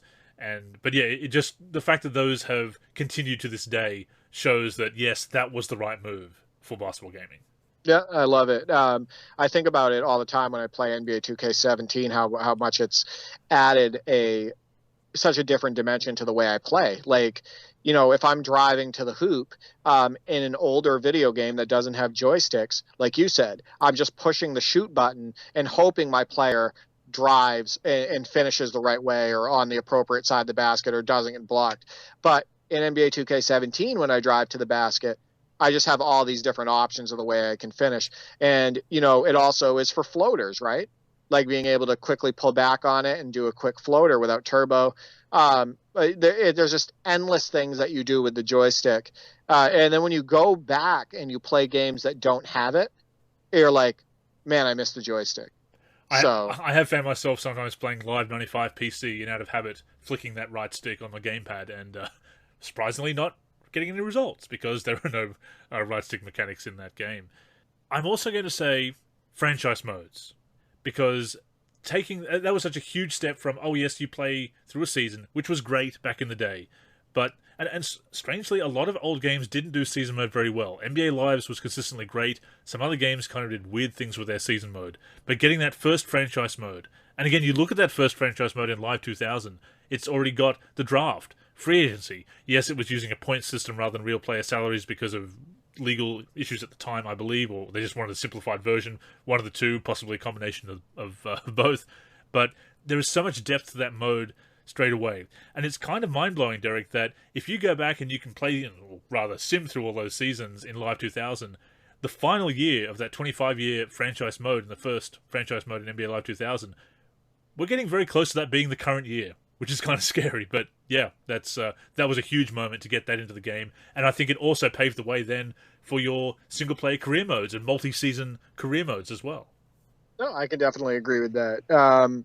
I mean, you go back and you play games, like you said, that only have like a playoff mode, or they just have like a super basic season mode. I want to say something. I know that Tecmo Super NBA Basketball isn't the people who made Basketball Classics, Josh and Dave, who are awesome and friends of the show, they're not super fond of it. But Tecmo Super NBA Basketball, they keep stats during the season. And for that time, that was rare. Was any other basketball game doing that? When Tecmo Super NBA Basketball was keeping stats and actually having like that full, trying to attempt to have that full season experience? I mean, maybe some of the EA games. I know World League Basketball / NCAA Basketball / Super Dunk Shot was.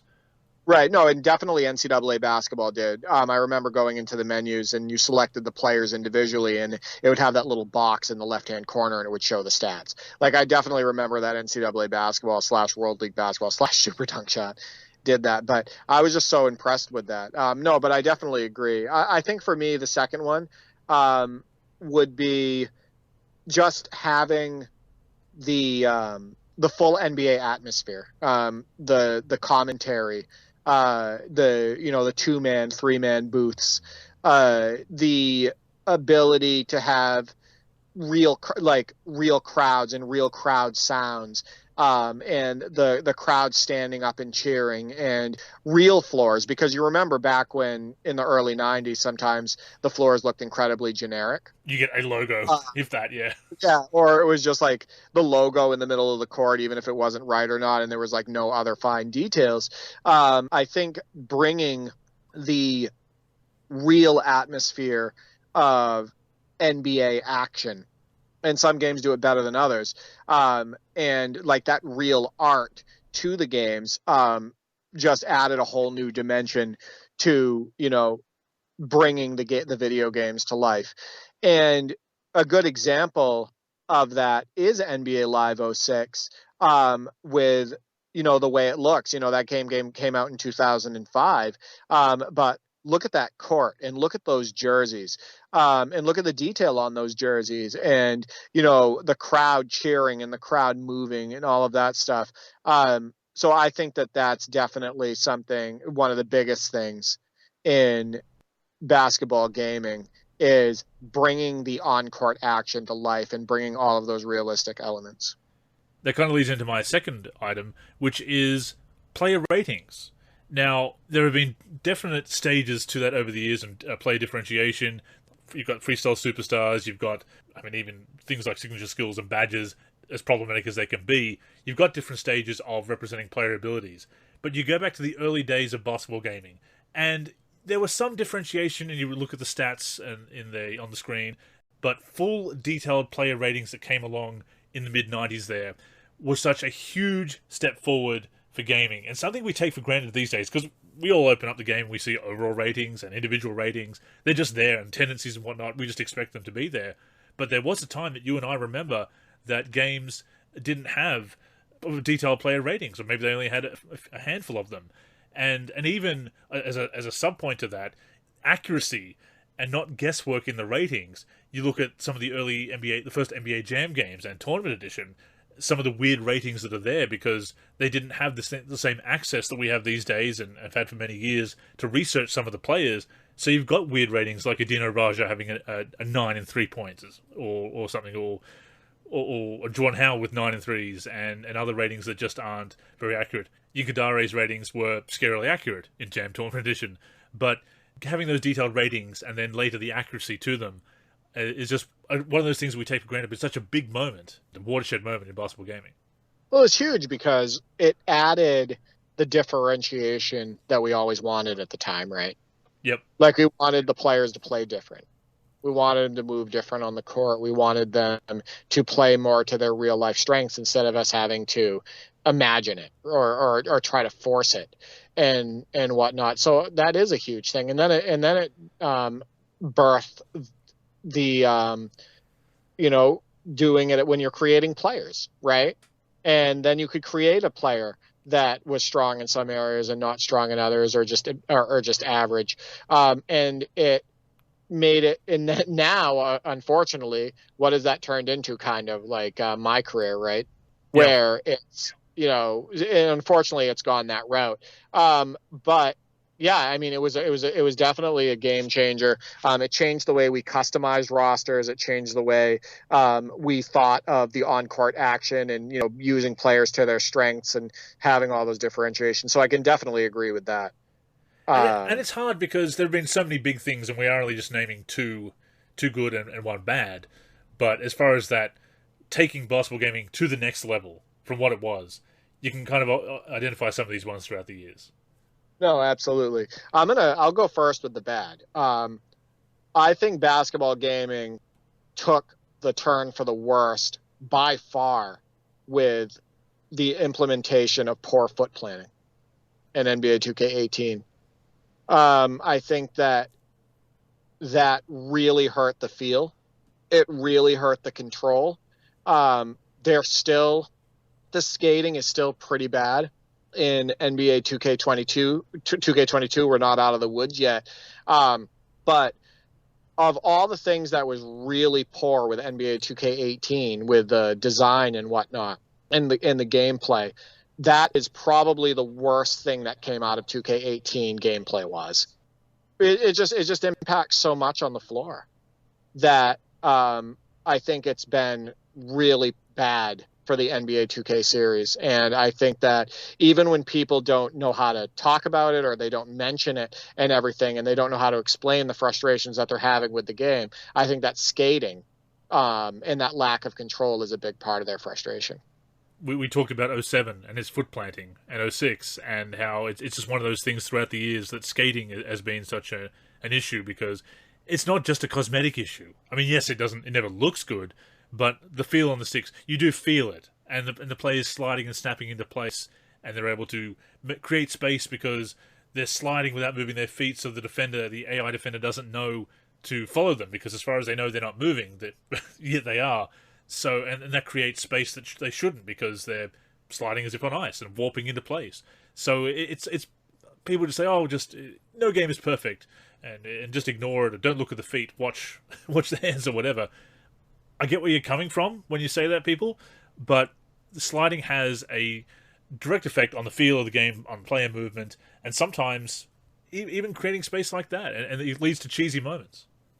Yeah, I definitely don't get where they're coming from. Well, I mean, if they're going to say, "Oh, is it?" I know what you mean. No, I know exactly what you mean, because what they're trying to say is ignore it. It's cosmetic, but right. It's not cosmetic, because it's dramatically impacting how your player feels, right, and the action going on the court, and it doesn't belong in a basketball game. They shouldn't be skating around. And by the way, it's not just skating and sliding. Often the players are floating above the court and floating around the court. And I've actually shown slow motion. I've made videos for my YouTube on this, showing it. It was actually on NBA 2K19, the players floating above the court. It is absolutely ridiculous. And I said this on the last episode when we were talking about revisiting NBA Live 06 and actually having a good time.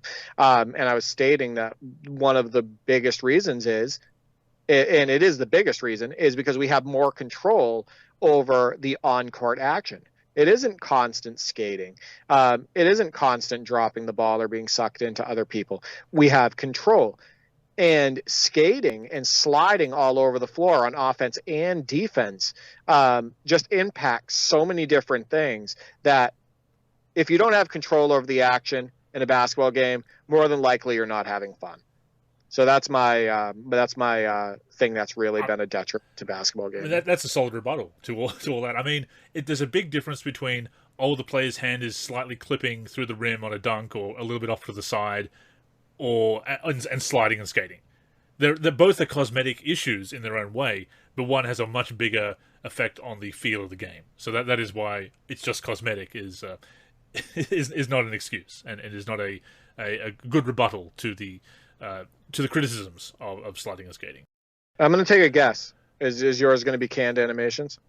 No. I mean, that's worthy of an honorable mention. And another honorable mention I'll give as an interesting one, as it's a watershed moment in basketball gaming that is both good and bad. So I'll get that one out of the way as an honorable mention first, is online team play modes. Because in a vacuum, it's a great concept, and it's capable of being a lot of fun. And when NBA Live introduced that as a downloadable update in NBA Live 08, people do forget this, by the way, the original online team play modes. It was huge, and it was a very novel concept, and it was a lot of fun to jump on with people. 10 different players on 10 different consoles around the world. Again, it's kind of, we look at Parsec as kind of a mind-blowing in its own right, which it is. That was a very cool concept as well. I know it's not one that you're really into, especially with a lot of the grinding scrimmer mechanics, and that is a problem. And that is the downside of online team play modes, is that they have become such a focus because they are so fun.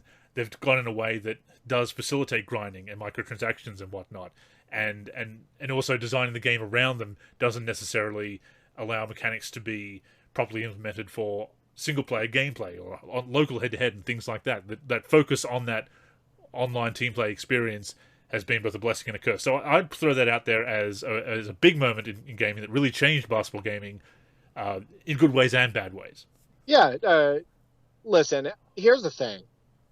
I would really enjoy jumping on the sticks and playing an online game if it wasn't so toxic and the gameplay was fun. Like, you know how we jump on fantasy team mode on NBA Live 10 and we have a good time? Yeah. I would do that if they had that in a game. where you could select, maybe you choose an NBA player and, you, me, and maybe 3 other NLSC members jump on the floor and we're just using NBA players of our choice, right?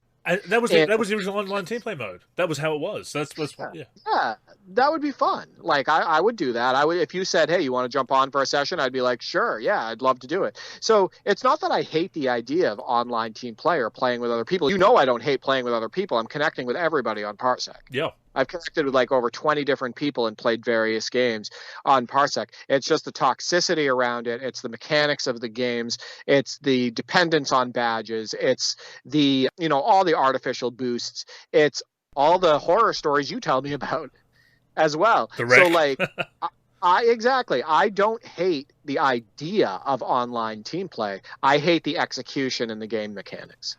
My last point, what I do think is a watershed moment that did change basketball gaming for the worst, and that is becoming about more than basketball.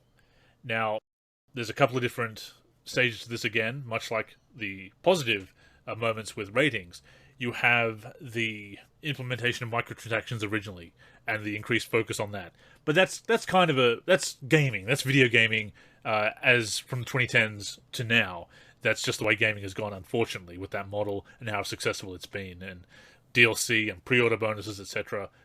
That's just the unfortunate reality of gaming in 2021, as we've said before. But the way the scene has become, the loss of competition, the loss of NBA Live and other names in the space, the dominance of 2K, and the popularity, and I hate, because it's elitist and gatekeeping as well, which, as you know, I do not like elitism and gatekeeping. Basketball gaming should be for everyone, should be for anyone who wants to jump on the sticks and enjoy the virtual representation of this wonderful sport we know as basketball. But, as the popularity of 2K has expanded, and they've sought to compete with other games outside the basketball gaming genre, we have got things like the city, the neighborhood, go-karts, the cosmetic items have become a big deal. Microtransactions, obviously. It's become about more than realistically representing basketball in the most fun way possible, most fun and realistic way possible in a sim title, and some of the details that were there and the focus and the goals of the game have changed.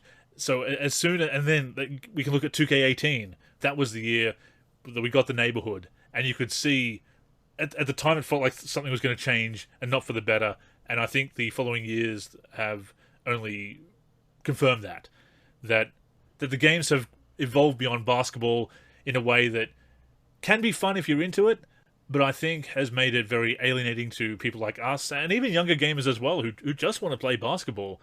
So I think that the evolution, for lack of a better word, beyond the actual virtual hardwood and blacktop into making it MMORPG and everything else, I think that has been a watershed moment in the worst possible way, in many ways, for basketball gaming. Oh, de-evolution, a regression, really, of the scene because of lack of competition. Mutation? Mutation? Movement. Yeah, there we go, mutation.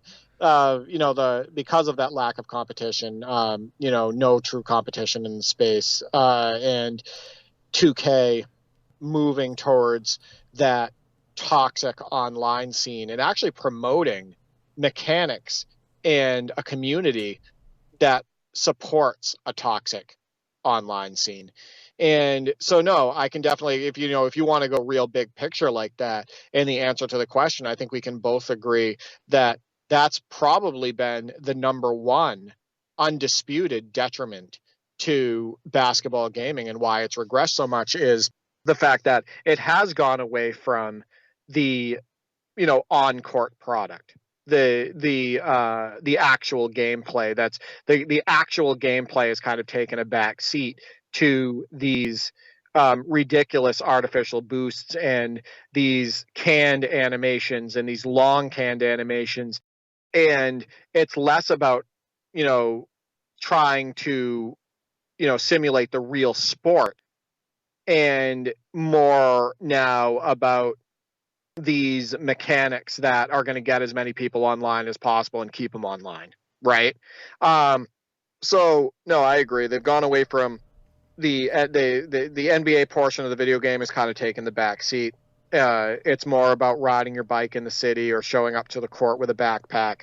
What's your fit and all of that stuff, and less about sound strong gameplay. Uh, between the lines. So, I mean, I think we could both agree that that's probably big picture wise. That's the number one detriment. Absolutely. The most concerning trends in basketball gaming, and it does begin with 2K13, at least on consoles, with the implementation of virtual currency. And look, some people might say that it's beating a dead horse, and I get that. However, it is important to always recognize where basketball gaming has gone right and where it's gone wrong. I think there's a lot of ways over the years that it has just become the games have become so much better in so many ways. Unfortunately, over the last few years, we have seen that expansion, that popularity. And again, I hate that to say that, it was much better when it was niche. It sounds very gatekeeping, very elitist to say that. The downside of popularity is that when you get that wider audience, and you do start having to try and cater and keep that wider audience and maintain that success, and that does inevitably lead to some drift away from those core principles that got you that popularity in the first place. I think a lot of people are seeing that, though. I'm seeing a lot of those complaints, but at the same time, the games continue to sell very well, so it is very hard to reverse those trends, and that is, again, the realities of gaming in 2021. But with all that being said, we still do love basketball gaming for all the improvements that it's seen over the years, some of the things we never thought would be possible, and those are the big moments, I think, that are important to remember as well. Yes, we were obviously going to call these issues out and always critique and criticize when it's necessary, but at the same time, we can go back and we can enjoy these great games that we do, Live 06 and Live 10 and 2K11, etc., 2K17, because they made these huge strides, whether it was in control or the presentation or the depth of the modes. The two of us, between us playing basketball games for, combined 50 years or whatever, we've seen basketball games go from, and as much as we do love those old games, how they've just grown into something very special, and the best releases do stand out, and they are watershed moments in their own right. And while we will always call out the negative moments as well, there's a lot to enjoy on the virtual hardwood. Sometimes you need to go back in time, and again, we always advocate for it. Don't be afraid to stick with an old favorite, at least until a new one comes along that takes your fancy. Yeah, exactly. And Teddy Bear, go back to 2K21 if you enjoyed that more. For me, I look back on it. I've actually been playing basketball video games now for over 30 years. We played Double Dribble in the 80s, and I remember playing it, like I've stated before. And what was the first basketball video game you ever played? It's probably a Jam or an early Jam or NBA Live, I'd say. Right, because that's when you started. You really got into basketball in like 95, 96. Yeah, because I had a Nintendo, an original Nintendo Entertainment System, which really only had Double Dribble on it in Australia. There's a lot of games a lot of the early basketball games didn't come out in Australia as well. Ah, okay. Yeah, I definitely had more options probably. I just remember really, like I said, I remember in the late 80s, I remember playing Double Dribble, and I also remember my time with Jordan versus Bird for the NES, and those are some of my earliest memories in life. That's how far back basketball gaming goes. I honestly can't really remember anything prior to, being in my footy pajamas, sitting on the edge of my bunk bed, playing basketball video games on my NES. So, yeah, I mean, those are pretty much my earliest memories in life, which is pretty crazy. I just thought probably the earliest basketball game I played, technically, you remember those? It had like a bubble over it, and you had the ball, and you had to hit the switches, you had to hit the buttons, and then flick the ball up, and you had to get it through the rim. Do you ever have one of those? Stop it. That doesn't count. Yes, I had that. That's not a video game. Yes, I know. I had that. That, you know what that is? That's VR. That's early VR. That's early virtual reality. No, that means everything was. No, I disagree with you. So no. But that's my earliest basketball gaming in a roundabout way. But yeah, they were big in the late 80s. Yeah, remember there was the board game craze. They even came out with a couple basketball board games. Jam Session. I've got it.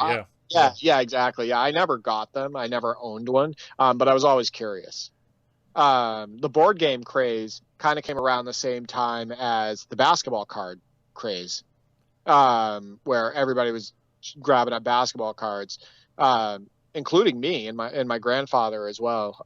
We were just, it was just collecting constantly. But yeah, I never had one of those basketball board games. I've got Jam Session. I also have NBA Monopoly, which is Monopoly with NBA teams in place of the the properties. So it's otherwise. I mean, you get things like you pull a chance card and it says technical foul, go to jail. I mean, it's got the basketball flavor to it. But Jam Session, because it was kind of simulating pen and paper and boards and dice and everything, an NBA game. But you know how you put your team together, Derek? Oh. You would shuffle the cards and you would pick players. Cards. What does that sound like? That's my team in the mid-90s. Yeah, and you didn't have to pay extra for it. That's right. All the cards were included. In fact, you talk about modding, early modding. My cousin and I actually, because Michael Jordan was not among the cards, we actually made our own Jordan card and added him to the roster, so to speak. So, hey, you know what? I gotta bring this up because you made me think of it really quick before we end the show. NBA All-Star Challenge would be really cool to come back and actually make great one-on-one mechanics, like all those modes.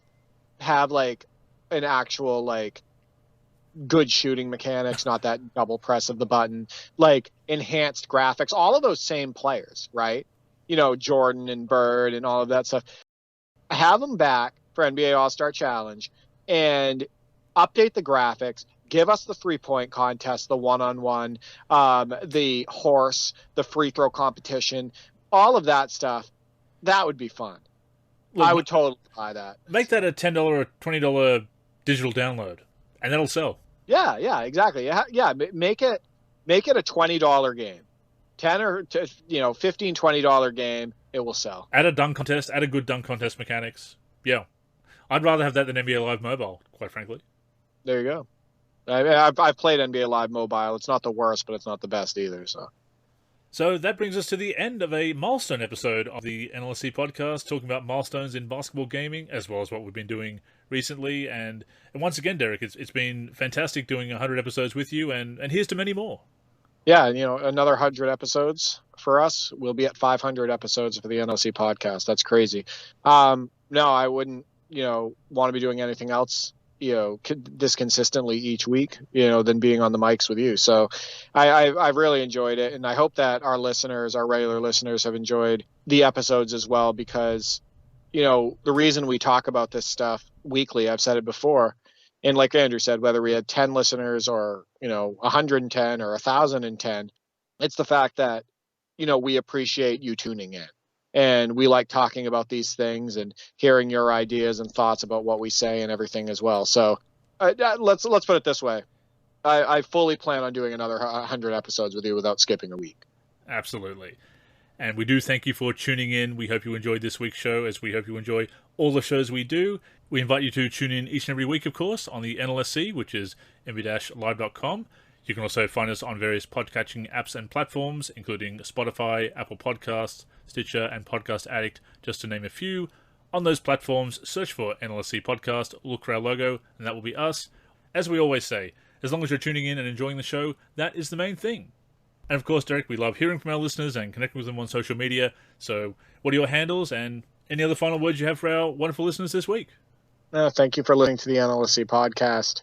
And, just tuning in every single week. It's definitely motivating, and, we'll be here next week as always. And, we'll put out another show for you. As far as the NLSC top 10 plays of the week, definitely get me those highlights. You can find me on Twitter at D4384 or at D43G. I'm on YouTube, D43, and I'm on the NLSC as a team member, D43. So, of course, I am Andrew in the forum and Andrew NLSC on Twitter. I've got more articles coming out every week, possibly some more video content as well, the podcast naturally, and look out for some mods in the near future as well, because I am going to be working on some stuff this month, as I mentioned on a previous show.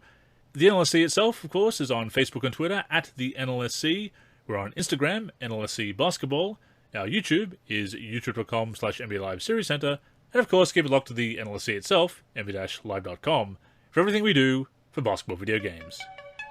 But yes, that's all for episode number 400. Thank you once again for tuning in. Until next time, I'm Andrew. And I'm Derek.